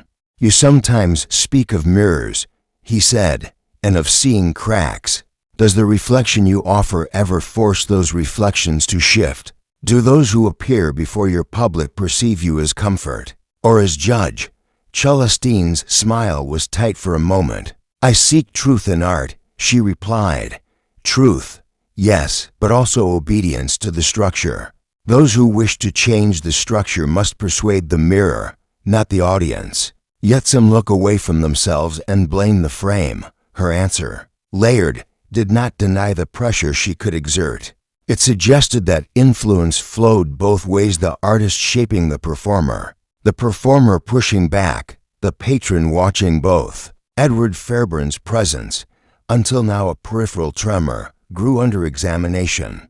Poirot asked him about his uncle's influence, Lord Albright's, that is, on the publicity campaign. The whispers about instability, Edward admitted, they did not come from nowhere. There was a suggestion, yes, an encouragement to amplify certain criticisms so that the sudden shift in tone would make the later controversy seem like recovery, not destabilization. It would appear that the production had survived pressure. Yes, the idea was to create a narrative where resilience could be shown, even if the pressure itself was engineered. Edward's gaze dropped. He had spoken as if revealing a theory, but the way his fingers drummed unconsciously against the arm of his chair betrayed discomfort with the part he had played in arranging the shapes of public perception. Lord Albright, who had been watching the exchange, shifted. "I never asked for destabilization," he protested, "only for the audience to appreciate the deeper truth. If the story seems manipulated, it is because it is complex. I sought to frame the narrative so that a question raised in one place could be answered more profoundly in another. If that caused whispers, they were unintended ripples." His shoulders loosened fractionally. But Poirot had heard the tension beneath the protest, the friction between shaping audience belief and being seen to shape it. Marianne, now steadied by rest but still fragile, was drawn into a different line of questioning. Poirot did not ask about the tea directly this time. He asked about what she had noticed in the interactions between Isidora and the others in the days prior. Marianne spoke of a sudden warmth in Isidora's behavior toward Lady Penelope, a deference unusually tender, followed by a retreat of confidence when Celestine entered the room. Isadora wanted approval, Marian said. She craved the light, and that light came with a touch too heavy. Lady Penelope praised her in private softly, kindly, but then sometimes seemed to withhold when others were present, as if measuring her worth. When Celestine arrived, Isadora's speech tightened. It was as if she were trying to reconcile two scripts at once, the suggestion of triangulation, that approval and pressure came from multiple directions, and clashed was the kind of knot Poirot delighted in untying later, when he had a clearer sense of the thread ends. Giles Moreton's connection to Arthur Keyes, earlier a matter of scheduling confusion, took a more defined shape now. Poirot, choosing his words with care, asked Giles about the technician's actual duties, and whether Arthur had ever been asked to do tasks outside his remit. Giles hesitated just enough to signal the existence of an unspoken understanding, before admitting that Arthur had been asked to keep quiet about small irregularities. During rehearsals, we did not want scandals, Giles muttered. Little things. The public sees the surface, Monsieur Poirot. Sometimes you tidy the underside and do not speak of it. His explanation placed Arthur not as a lone actor, but as part of a small maintenance network that had been used to manage discrepancies, quietly discrepancies that, when left unspoken, could later become fractures exploited by someone with intent. Poirot then turned to the left-out figure, the one whose absence still created a small hollow in the conversation. Isadora Kent. She had not yet been able to converse fully. Her condition, though improved, required gentle encouragement. When she finally entered, pale yet resolved, her eyes flicked from face to face as if assessing the invisible alignments and choosing where to place her own small hesitations. She spoke softly of her own sense that someone had been too observant of her movements, not with the crude glare of jealousy, but with a delicate study that felt like being traced without consent. She admitted she had allowed a small part of herself to be swayed by promises of a more honest portrayal, promises she believed came from two directions, one from Celestine, coaxing her into subtle changes, and the other from an unnamed patron, suggesting the truth could be clearer if certain elements were softened. She would not name that patron. Her silence, however, suggested perhaps that she felt tangled between the desire to please and the fear of being used. Poirot listened. He did not yet pronounce the connections as accusations. Instead, he folded them into his internal mapping, a precise cartography of influence. Each of these ties patronage that felt like stewardship, public narrative shape for resilience, backstage tidying masking deeper fault lines, and a leading actress caught between directives suggested more than coincidence. They suggested an orchestration of pressure points, small and distributed, which when nudged at key moments, could create the appearance of chaos while steering the overall perception. When the gathering of these revelations paused, Poirot leaned back slightly. The truth, he said, is like a theater's architecture. What is seen is supported by hidden beams. If one beam is shifted, the whole appears to tilt. We are now seeing which beams have been touched, perhaps not by the same hand, but in a pattern that may yet reveal the master builder. He allowed the sentence to rest in the room, watching as the interplay of unease and contemplation settled like dust after a breeze. Chapter 10. Poirot's secret clue there, already heavy with layered suspicion, seemed to tighten around a new axis as Poirot withdrew from the obvious, quiet exchanges and retreated into his own interior theater. He spent a while alone in the dim corridor that ran behind the rehearsal salon, his small figure barely a shadow against the faded wallpaper. He had asked that no one disturb the curtains underfold and the dressing rooms. The world above and around him continued its murmur, but beneath his composed exterior, something had shifted, a tiny, previously unnoticed imbalance that now grew in significance. He called me to his side with that slight motion of the head which, in him, carried more authority than a shout. "Hastings," he said quietly, "we have been given many performances. The false lead, the faint poison, the strained connections, all are acts in a larger piece. But there is, Ichi, a secret clue. It is small. It is easily missed by those who seek the obvious. Come." He led me back beneath the heavy curtain, where the redundancy of velvet folded like the layers of a complicated lie. He did not immediately speak of the scrap of paper again.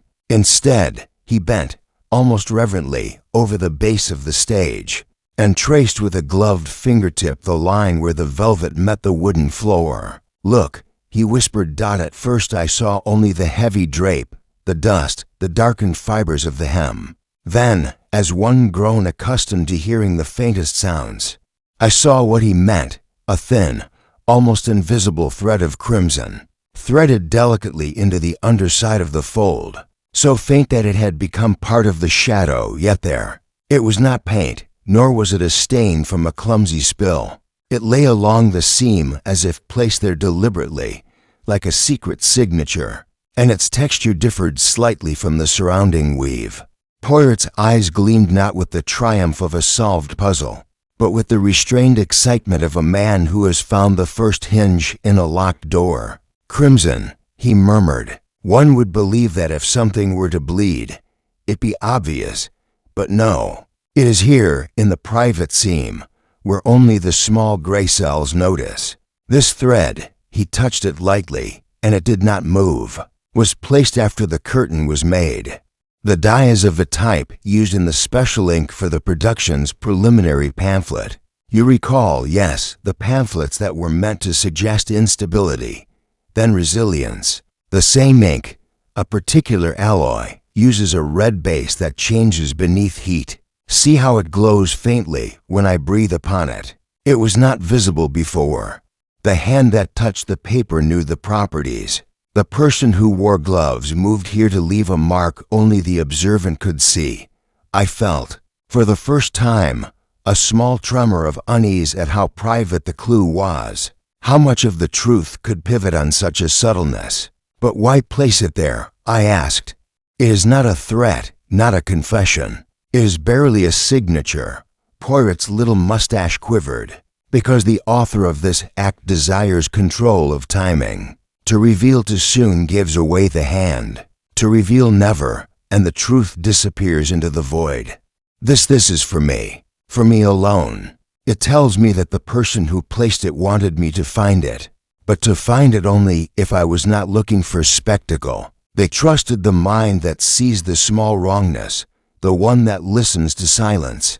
That is why I keep it secret.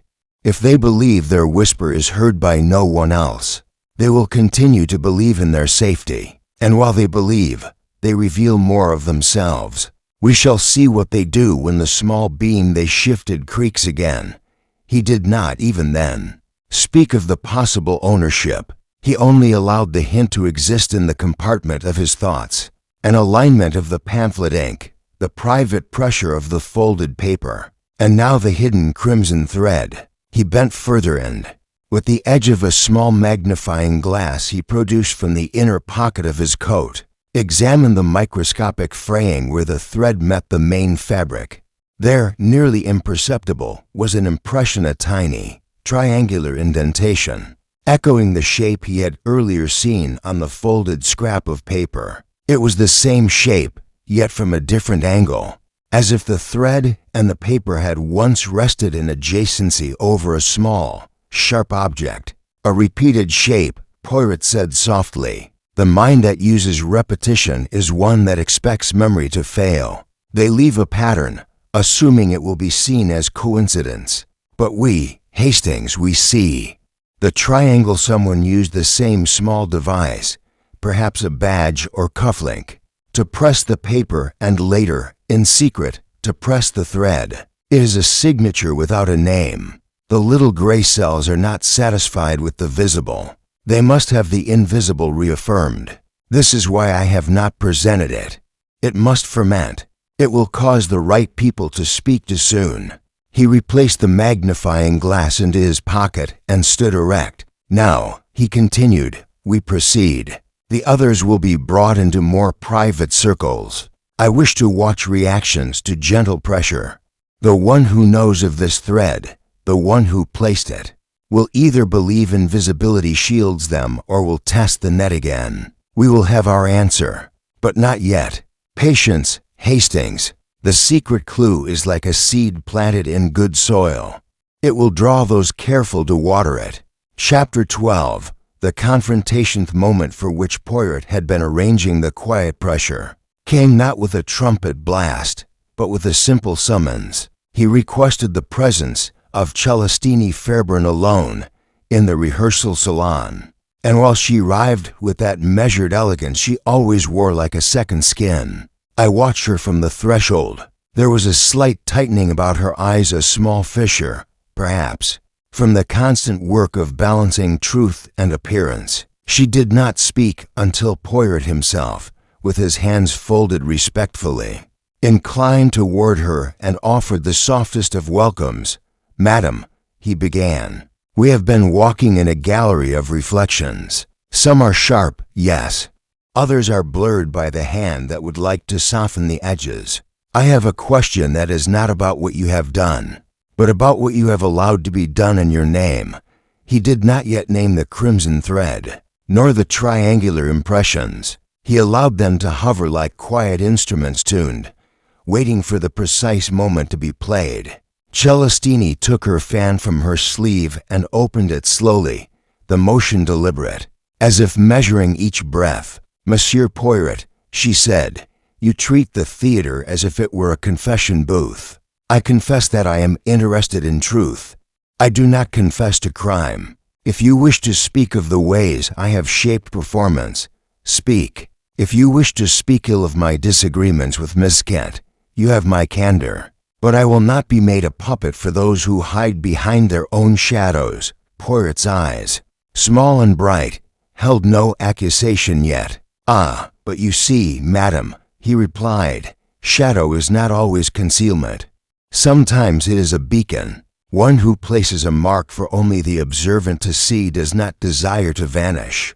They desire to be known by one who chooses to know. The mark is a quiet conversation. The question is, with whom are you conversing, and who listens in the dark?" Celestine's fingers stilled. For a fraction of a heartbeat, her veneer seemed to thin, and a flicker of something private passed across her face, concern, perhaps, of being too encircled. "I do not understand you, Monsieur Poirot," she said, and yet the phrasing carried the weight of someone buying time. "You do," he answered gently. "You understand the placement of things, the shaping of what is seen and what is hidden. The play above has its fold. Beneath it, someone has stitched a small crimson thread, repeated a triangular impression in secret, and placed a message meant for minds that watch more than they hear. The one who does this is not careless. They wish to be engaged. They wish to see whether the net has teeth." He paused, letting the silence take the shape of a question. "Madam, who is the one you allow to handle the hidden parts of your truth? Who do you trust to adjust the beam without telling the architect?" Celestine's fan closed with a soft click, the sound sharp in the hush. "You ask for names as if I am to betray confidence," she said, voice rising a degree. "There are many who suggest, many who advise. Is it advice that you suspect as a blade? I shape nothing without discussion. If there is a threat, if there is a mark, perhaps it is the work of a collaborator who wishes to aid, not harm. Must I denounce those who would assist in the nuance of sensation?" Poirot leaned forward very slightly. "Assistance has its manners, madam. When a collaborator places a private signature and believes only the prudent will see it, they test a boundary. When they repeat the shape," he touched the air lightly, "an invisible triangulation, they reveal familiarity. The one who did this expects a response, a recognition. They expect that the one who sees will not cry out, but will wait. That is why I do not speak of it yet.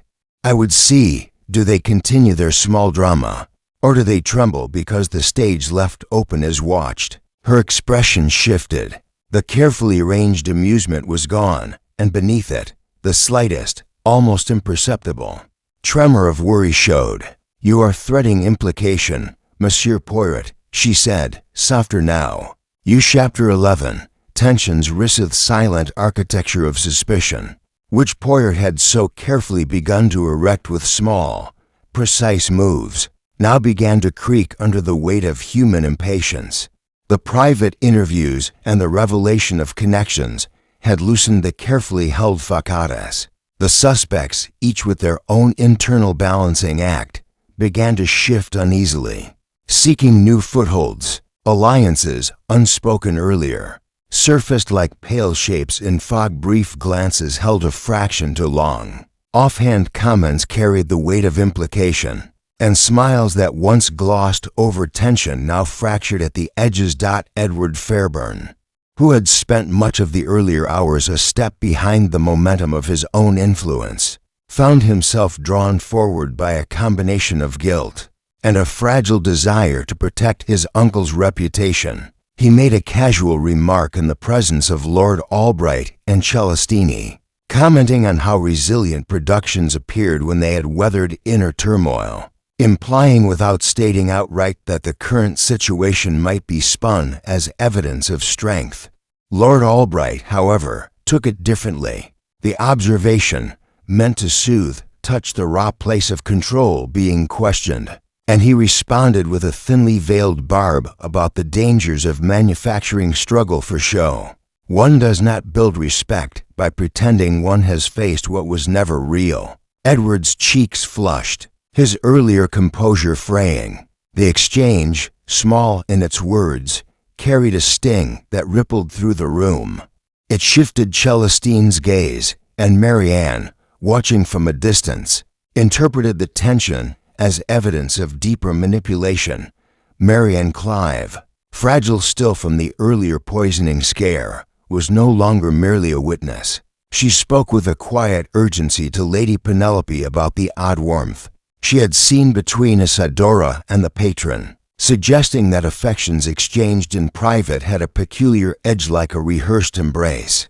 With one hand hiding a knife, Lady Penelope, whose generosity had long been framed as benevolent stewardship, bristled. "I give for art," she replied, stiffly. "I do not demand its shape. If the performance feels strained, perhaps it is because too many hands have reached into the same pot." The implication was clear: generosity interpreted as control, and control perceived as suffocation. Marianne, in that moment, felt the pull of being the catalyst. She had spoken of hidden pressure, and now she was being used as a mirror by both sides. Giles Moreton, pressed by the earlier insinuations about Arthur Keyes and the small irregularities he had quietly managed, began to push back defensively. He spoke, with thin civility, to Celestini about the complicated demands placed upon the stage mechanics. "When the artist wants changes, I do not have the liberty to refuse," he murmured. "And when the financier expects stability, I am to deliver it without exposing the cracks." Celestini, who had previously framed such tensions as necessary friction in creation, now responded with a sharper tone than before. "You hide the cracks, Giles," she said, "and then wonder why the structure threatens collapse. The audience sees the illusion, but the ones beneath feel the strain. You cannot smooth all surfaces and still pretend nothing alters the shape above." Lord Albright, drawn again into the undercurrent, decided he would not remain passive. He approached Marianne under the pretense of concern and, with the practiced softness of a man used to gentle persuasion, suggested that perhaps she had misinterpreted the warmth with Lady Penelope. "People see allegiances where none exist," he murmured. "You are tired. Fear magnifies shadows. Isadora's behavior shifts because she is an artist, not because she is entangled in scheming webs."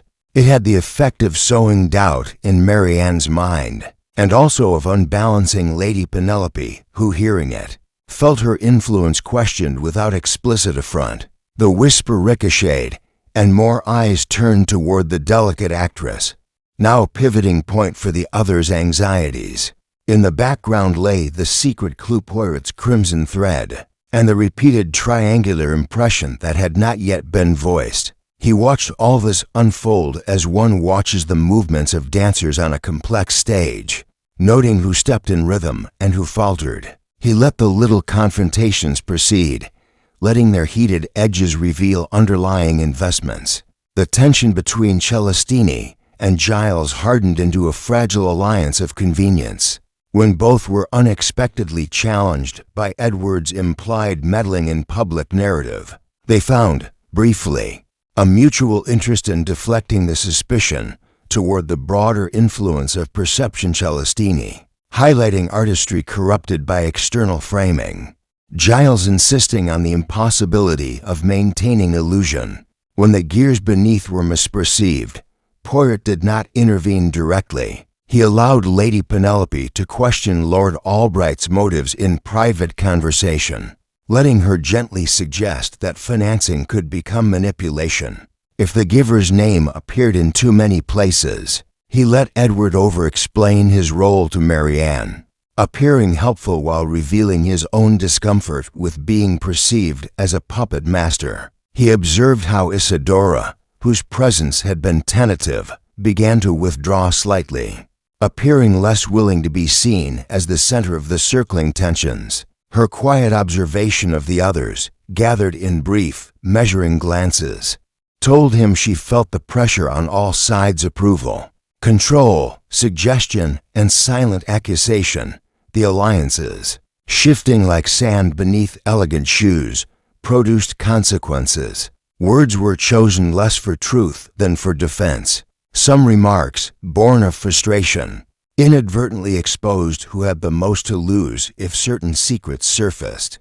The most telling, however, was not in the loudest of voices. It was in the small pause when Celestini mentioned assistance, and Giles, a beat later than natural, clarified that the assistance had never involved secrets beyond maintaining performance. The delay, minuscule, hung between them like a loose thread waiting to be tugged. Poirot, with his slight smile contained, collected the tremors. He saw that the pressure he had applied earlier through subtle reflection and unspoken suggestion had moved the pieces. The web was no longer flat. It had depth. There was friction where previously there had been only gentle tension. And within that friction, the person who had placed the hidden clue might reveal themselves, either in defense of a perceived threat or in the bold continuation of the small drama they believed unseen. He said little, but when he finally spoke, it was to range the next stage. "We see now," he told those present, "the strains. They are not cruel in intention, Amos, but they are revealing. I ask this, continue, yes, to speak. Do not smooth. Do not hide. The little gray cells enjoy clarity, and the truth, when squeezed between these tensions, will speak. We shall proceed with further, more focused conversations. There is no need to guard the obvious. It is the invisible that betrays.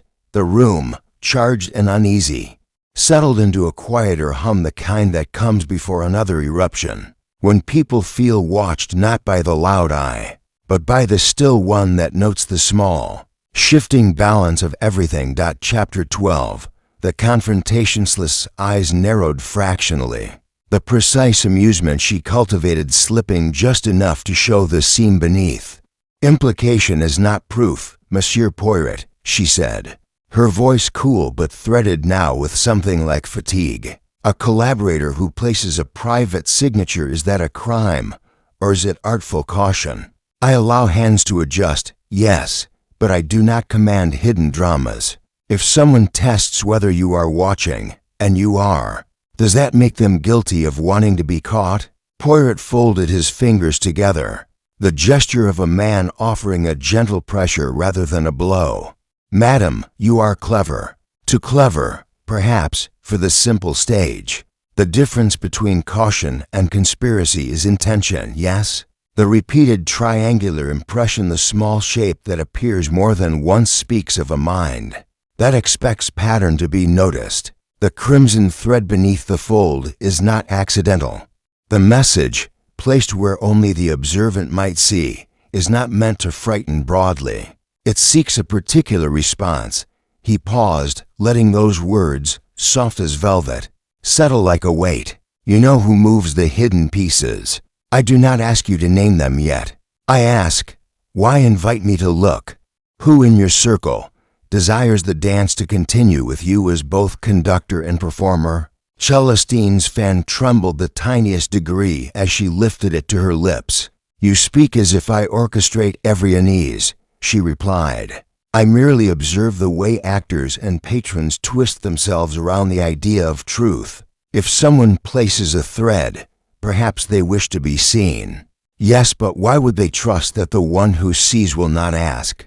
Are you not the one who, by asking, makes conspirators of us all? Ah, but if I were to shout from the roof, Poirot said, the conspirators would hide. The one who places a secret from my eyes alone. He or she wants the game to continue under the belief no one else knows. That is its cunning. The question is not whether you made the mark, madam, but whether you allowed it to be made without asking why it would be made at all. Who do you regard as necessary to your truth, so necessary that their private signatures may be left in places only the most attentive would find? Celestine set the fan down with a soft click, the sound sharper now. You insinuate that I sanction deception, she said, and that I, the one who demands honesty on stage, permit dishonesty off it. There's a difference between artistry and manipulation. If someone in my circle seeks to draw your eye, perhaps they do so to divert attention from something else. Have you considered that the thread might be a redirection, monsieur?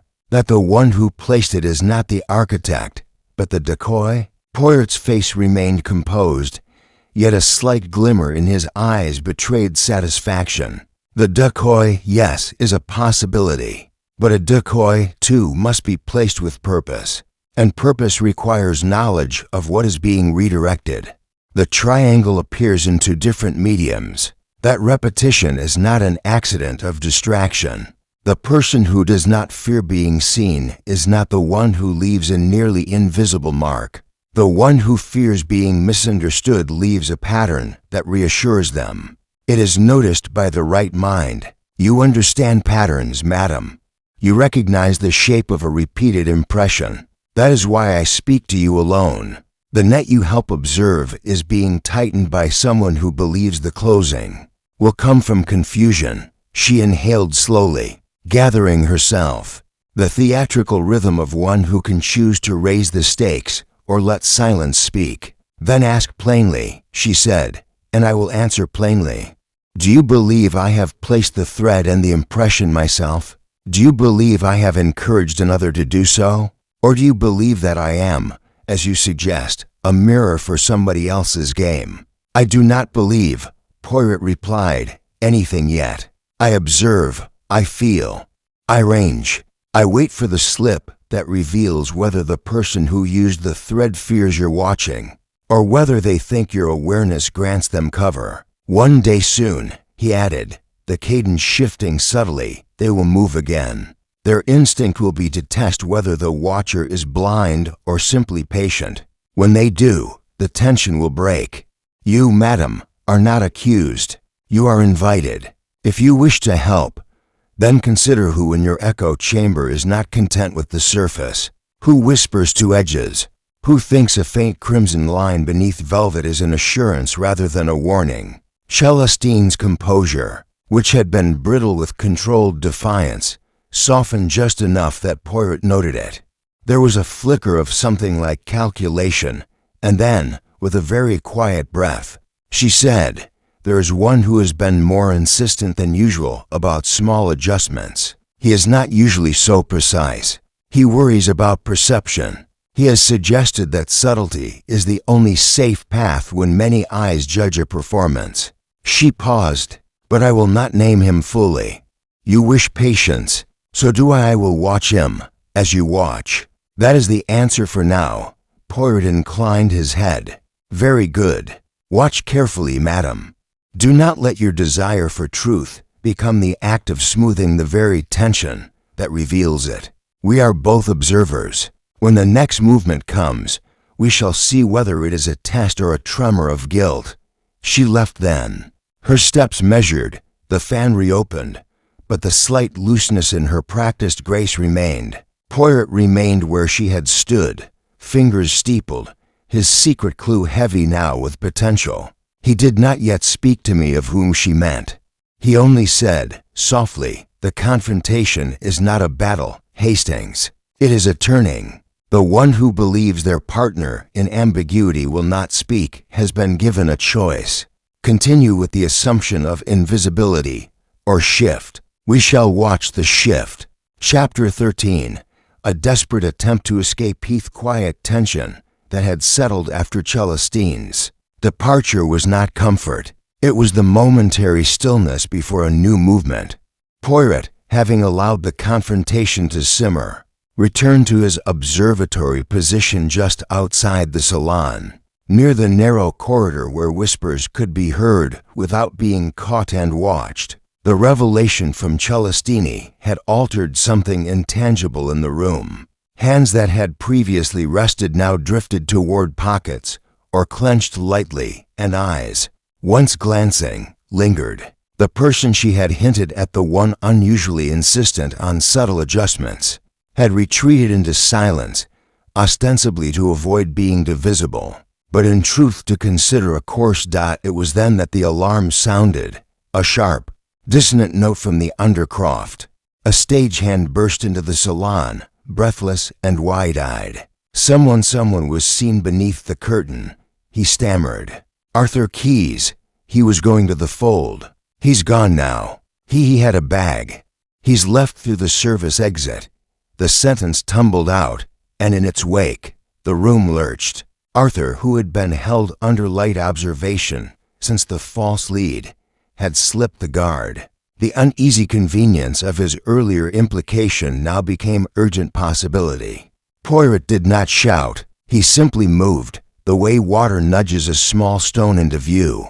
"Inspector," he said, in that soft, unflappable tone, "Arthur Keyes is not to be chased like a frightened animal.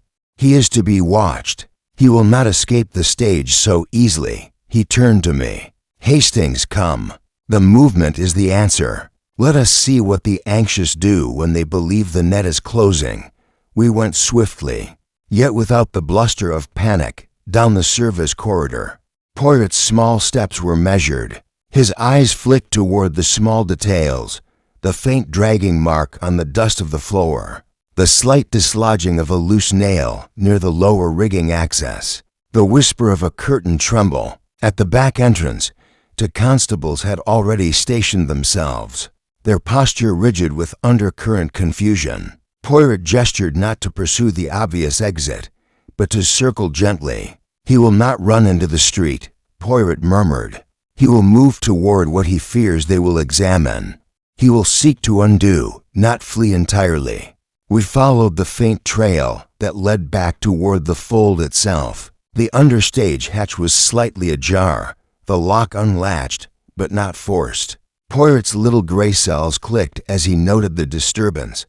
A small scrap of paper caught again, near the seam of the curtain, creased not like the previous one, but folded hastily and tucked partially beneath the crimson thread. He retrieved it with care, not revealing the action to the others yet.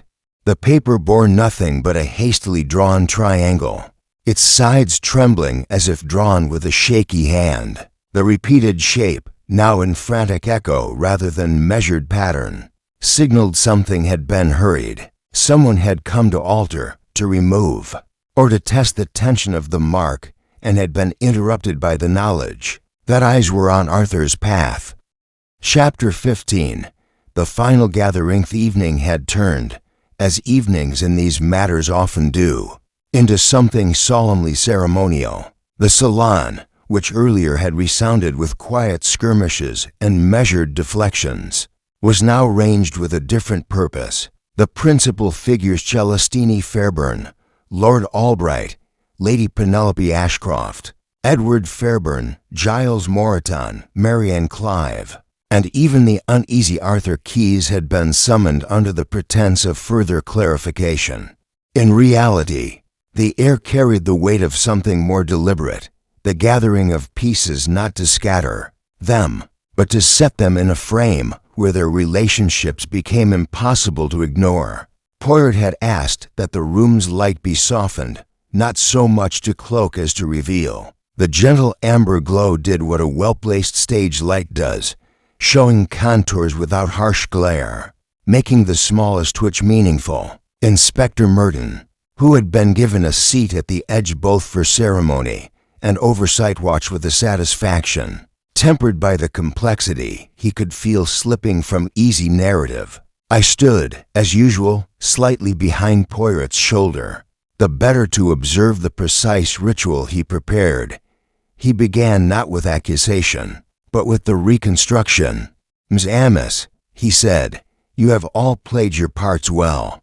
You have been observed, and you have observed. The evening's performance has had many acts, some obvious, some hidden. Now that the curtain is drawn back a little, let us speak about what each of you saw, what you felt, and how you moved when the small tremors occurred." He invited each in turn to recount briefly, and as they did, he did not interrupt. Their recollections, when restated in sequence, formed a pattern that had been invisible in isolated pieces. Celestini spoke with that carefully measured grace about the tension between form and truth, emphasizing the burden of shaping those who wish to change without understanding why they wish it. Lord Albright spoke of control and influence, of the desire to have the audience see an unadorned truth, and the discomfort when the appearance of that truth itself became suspect. Lady Penelope's words, gentle and veiled, traced the reciprocity of patronage, the sense that what one gives is not always received as intended, and how that dynamic could twist into quiet pressure. Edward spoke of narrative shaping, of resilience framed from turmoil, and of the peculiar anxiety that arises when the very framing becomes the subject of suspicion. Giles, careful yet defensive, described the effort to maintain a smooth surface while managing constant small adjustments below. Marianne's account, softer now, offered the emotional tension of being between wanting to help and fearing to be used, while Arthur, in a subdued tone, described the panic of being suspected and the foolishness of trying to erase a mark, when what he should have done was to bring it forward. When the recounting ended, Poirot did not immediately speak. He allowed the silence to sit like a held breath, then, with the gentlest sweep of his hand, set the last piece in place. "You have all seen the movement beneath the curtain," he said. "You have all felt the shock of a hand that attempts to smooth what has been noticed. You have all felt, perhaps without naming it, the ease or tightening when that attempt failed. The one who tried to erase the mark did not originate it. He panicked. Panic is loud, yes, and betrays itself. The one who gave that panic its direction is quieter." They watched. They waited. His eyes, for the first time in this gathering, lingered longer on each face, just enough to make each person feel tracked without being accused. He turned then to the scrap of paper, now placed on the small table between them like an unspoken witness, and the faint crimson thread beneath the underfold held in a small, discreet envelope. "The mark," he continued, "the repeated triangle. The thread hidden where only the attentive would find it. These were not placed to hide. They were placed to see who would notice. The person who placed them is not reckless. They intended to draw attention in a controlled manner. They wanted to observe the reactions when the boy, frightened, touched the wrong place. They desired to know who breathed easier, who adjusted, who smoothed the performance when the stage trembled, and who tightened their grip on control." A rustle, small but perceptible, moved around the room. Lord Albright's fingers, previously still, flexed once. Celestine's fan shifted minutely in her lap. Lady Penelope's gaze, which had been soft, sharpened just enough to betray a tightening of focus. Edward's hand, which had smoothed the air between himself and another, stilled as if caught mid-motion. Giles's jaw, which had been set in defiance, relaxed slightly. The way one does when realizing a small misalignment has been noticed. Marianne, her hands clasped neatly in her lap, watched the others with the uncertainty of someone who had become, unwillingly, a fulcrum. Poirot leaned a fraction closer to me, so that his whisper, though soft, touched only the small space between us. The final gathering is the moment of alignment. Hastings, watch not for the person who sweats, but for the one who controls their breath when panic dances nearby.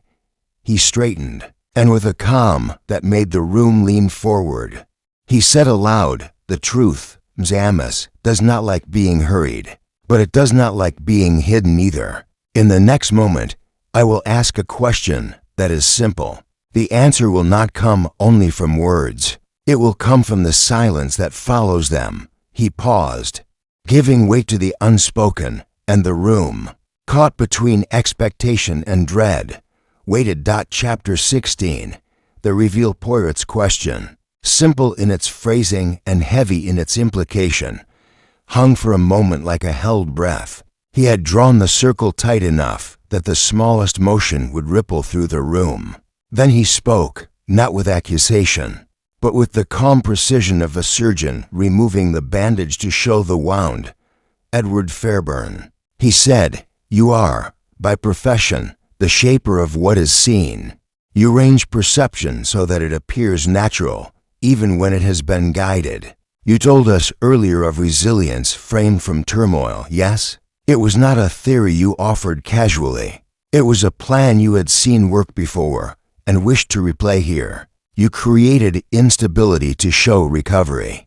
That is why the preliminary pamphlets whispered of weakness, then strength. That is why the repeated triangle, the crimson thread, and the folded paper were placed, where only the observant would find them to test which of your acquaintances would twitch, and which would breathe easier when the noise around Arthur Keyes grew.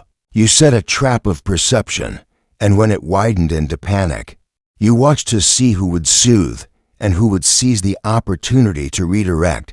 Edward's face, which had been working to keep its composure, went a pale shade paler. "Monsieur Poirot," he began, and then stopped. His practiced ease dissolved into something raw. "I was only trying to give the story shape. The theater lives on narrative. If the public believes that we have endured pressure and come through, they will respect it more. Is that a crime?" You did not merely shape," Poirot interrupted gently. "You manipulated from behind the curtain. You did not stop at the whisper. You ranged for a second, quieter at the attempt to frighten Marian Clive. A controlled dose, enough to alarm but not to kill. To pull attention inward while you watched those you suspected might see too much. You knew she had seen connections, that she was uneasy between the warmth from Lady Penelope and the pressure from Celestini. If she had been silenced, her discomfort would have been written off as fainting from nerves. You used her, yes, to add texture to a narrative of vulnerability and recover an emotional tremor to feed the resilience arc. Edward's hands fidgeted, the practiced gestures of spin falling apart. She was scared.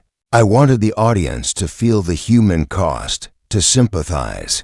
It would make the reveal of truth deeper. I didn't poison her, Monsieur Poirot. I only wanted the suspicion, the tension. I only wanted to see how they moved when the stage shook. You put poison in her tea. Then, Poirot said, not to kill, no, but to test reaction, another private experiment in perception. A second act that would make the first seem less accidental, more deliberate, and thus more convincing when resolved. Then you place the thread and the triangle, knowing the one who observes might see it. You did not hide it to confuse. You revealed it to invite. You wanted to see who would take the bait, who would attempt to smooth the tremor, and who would let it sit and observe. When Arthur, frightened, tried to erase the mark, you felt the shift and turned it to your advantage. You watched relief settle only in those who believed the focus had moved, and you steered suspicion toward the frenetic rather than the calm. You hoped the panic of the frightened apprentice would hide the careful hand. He lifted his gaze slowly, sweeping it over the assembled faces. But the one who profits most from such manipulation is the one who can position themselves as the savior of the story, who controls what is seen, and who benefits when the audience believes the drama has been genuine endurance, not constructed turmoil. That is why you breathed easier when Arthur's panic surfaced, Edward. That is why you echoed his attempt to smooth. That is why you mirrored the very gesture he made. The instinct of the one who has orchestrated, sees the pattern, and now tries to massage the aftermath into plausible innocence. Edward's mouth opened and closed. He looked not at Poirot, but at the others, as if measuring which of them might pull him back, protect him, or condemn him. Celestine's expression, previously guarded, softened just enough that Poirot noted the echo of the hint she had offered earlier. The one insistent figure in her circle, Lady Penelope's lips pressed together. She had given, and her support had been used as texture in Edward's arrangement. Lord Albright's jaw tightened. The financier had believed his influence misperceived. Now he saw it being used as a scaffold. Giles Moreton, who had tried to smooth fracturing performance for preservation's sake, lowered his head slightly, the realization of being a tool in a larger shaping dawning quietly. "I arranged," Edward whispered finally. "I did not wish harm. I wished to see who would overreach, who would flinch, who would try to rebuild without understanding. If they believed the problem solved, if Arthur was softened, the story would read as redemption. I did not intend murder. I did not intend ruin. Only the perception of struggle."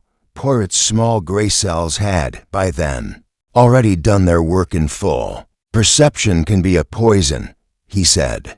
"So can control. You have confused the two to your advantage. The truth is not redeemed by your good intentions, Edward. It is illuminated by the clarity you tried to obfuscate. You have played the game with too many layers, and in layering, you forgot the simplest.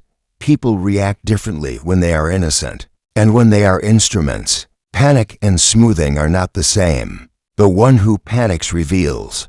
The one who smooths attempts to erase. You did both." Inspector Merton, who had until now been almost an observer of Poirot's performance, stepped forward with the official weight of the law. "Edward Fairburn," he said, "you will come with me." There was no dramatic flourish, only the quiet implication that the play was over and the second act had collapsed. Under the clarity of the reveal, Edward's shoulders slumped. He did not resist. As the constables moved to take him, he glanced once, briefly, toward Celestine, toward Lord Albright, and then at Marianne, whose recovery, small as it was, had given her a quiet, unwilling place in the unraveling, and finally, his eyes settled on Poirot. "You will tell them," he said, voice low, "that it was for the story." Poirot, with no vanity, only the smallest of nods, replied, "I will tell them the truth, monsieur. The story will tell itself." Chapter 17, Outcome and Justiceth Room, which had held tension like a taut string, loosened just enough to allow a different sound, the soft, inevitable shuffle of consequence. Edward Fairbairn's shoulders, once squared with the rehearsed confidence of a narrative architect, folded as the constables guided him toward the door. He did not struggle. The weight of what he had done, intention tangled with culpability, sat in him, like a set of carefully arranged props finally collapsing under their own built-in imbalance. Inspector Merton, relieved to have the case swaggering toward resolution, announced the arrest with a formal tone that sought to lend the moment structure. "Edward Fairbairn," he declared, "for manipulation of evidence, for the attempted psychological coercion through orchestrated panic, and for the controlled attempt to frighten Marian Clive with a substance placed in her tea. You are under arrest. You have the right to remain silent." The last phrase hung like a curtain drop, practiced and expected. Edward, walking past the others, paused. His eyes briefly caught Celestine's. There was no plea, only a recognition. He inclined his head toward Lord Albright, an unspoken gesture of having misused the scaffolding given, and then toward Lady Penelope, whose silence had been a kind of blessing and, in his mind, a misinterpreted permission. When his glance found Marianne, it flickered with something like regret, and then landed at last on Poirot. "You will tell them it was for the story," he said again. As if the repetition might rearrange guilt into purpose, Poirot's reply was quiet, measured. "The story," he said, "is built on truth or on illusion. You have chosen the illusion and tangled it with harm. That is not the same thing." He turned away with no flourish, letting the constables lead Edward out. The moment had the peculiar flatness of a climax already rehearsed too often. The real work, Poirot knew, would be the ripples, the way the others would recalibrate their roles, the way reputations would be edited in private, and the way the audience, unaware of the intricate machinery beneath, would consume what remained of the performance with a new, unspoken layer of meaning. Lady Penelope, who had watched the proceedings with a stillness that now felt like the quiet after rain, spoke. "Control is a dangerous theater," she murmured, more to herself than to anyone else. "One gives, trusting the light will reveal, and finds instead the shadows have been shaped to seem inevitable." Her gaze lingered on Arthur, who sat apart, still pale from the panic, and on Marianne, whose fragile recovery had become both witness and unintended pawn. There was, in her expression, no malice, only the weary acknowledgement that her involvement had been complex, and that giving without asking the right questions first had its cost. Celestine's reaction was layered. She did not rise to defend or denounce Edward. Instead, she watched him go with the kind of cool detachment of a director who has seen a performer overstep the bounds of the script. Later, she would claim that she had merely observed the tension and offered the glimpse, that she had not steered the outcome. Whether she believed it herself or needed to be believed was a matter of perception. Lord Albright, who had felt the tremor of influence warp beneath him, stood with his hands clasped. He had not been directly implicated, but the knowledge that his desire to shape narrative had created a scaffold for manipulation sat like a small blackened smudge on a fine canvas. He would, in time, distribute damage control, perhaps edit the public story to emphasize resilience. The very narrative Edward had intended, but now with a more genuine foundation. Marianne, recovering with a slow steadiness, stayed seated. She had been given a place at the center, and yet had been kept there by force of circumstance, rather than desire. When Poirot approached her, he did not speak of theory. He simply offered a small, respectful nod, and she managed a faint smile, one of those that inhaled grace from pain. "He wanted a reaction," she said quietly. "He wanted to know who would soothe, who would stiffen. I think he thought my fear would become endurance, that it would be a tool. It almost was." Her eyes flicked to Arthur, who, for his part, stared at the floor, still grappling with the foolishness of believing erasure could cleanse suspicion. Giles Moreton, who had been used as an instrument of smoothing, and had felt the shifting purpose of his ministrations underneath, leaned back slightly. He had tried to protect the illusion, thinking himself guardian. Now he understood how easily guardians can become enablers.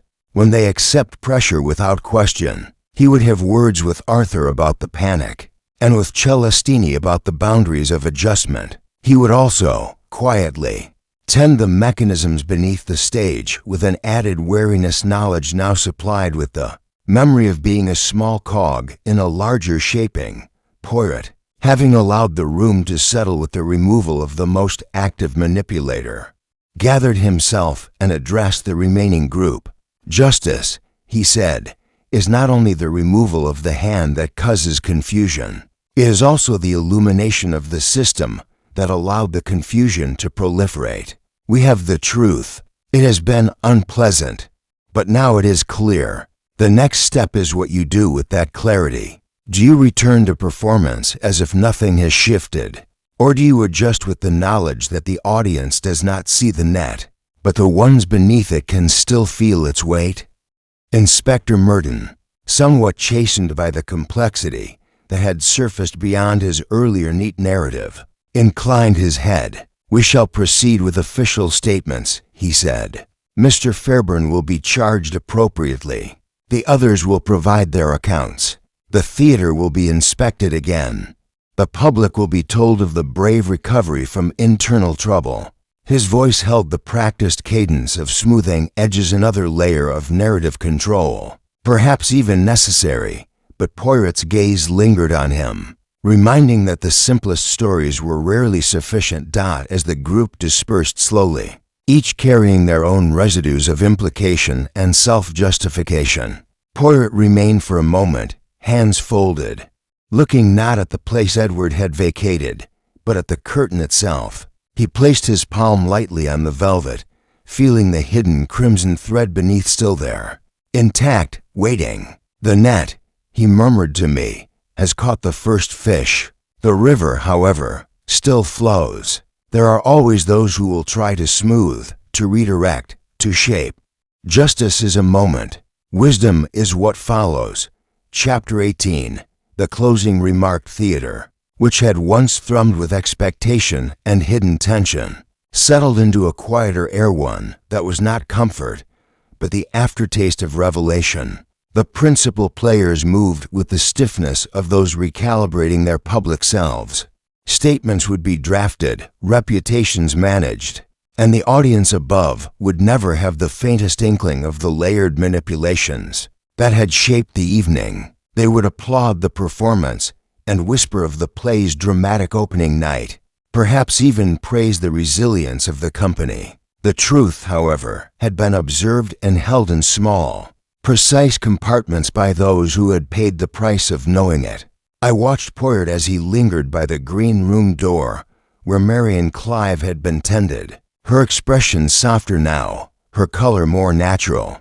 She had been offered a small reassurance by Lady Penelope, an awkward gift of support, and had, with quiet dignity, accepted it without allowing it to become a leash. Arthur Keyes, given a cautious leniency for his panicked folly, was being instructed by Giles Moreton about the importance of clarity in small actions. The stagehand's role in preserving illusion now carried the added weight of vigilance. Celestine Fairburn had gone to her private box, no doubt to compose a statement. Lord Albright was already planning subtle recalibrations to ensure the public would hear of overcoming internal tension rather than manipulation.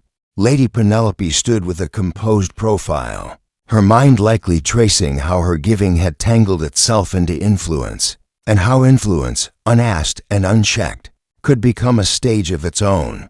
Poirot moved toward me, his small figure carrying none of the exhaustion one might expect.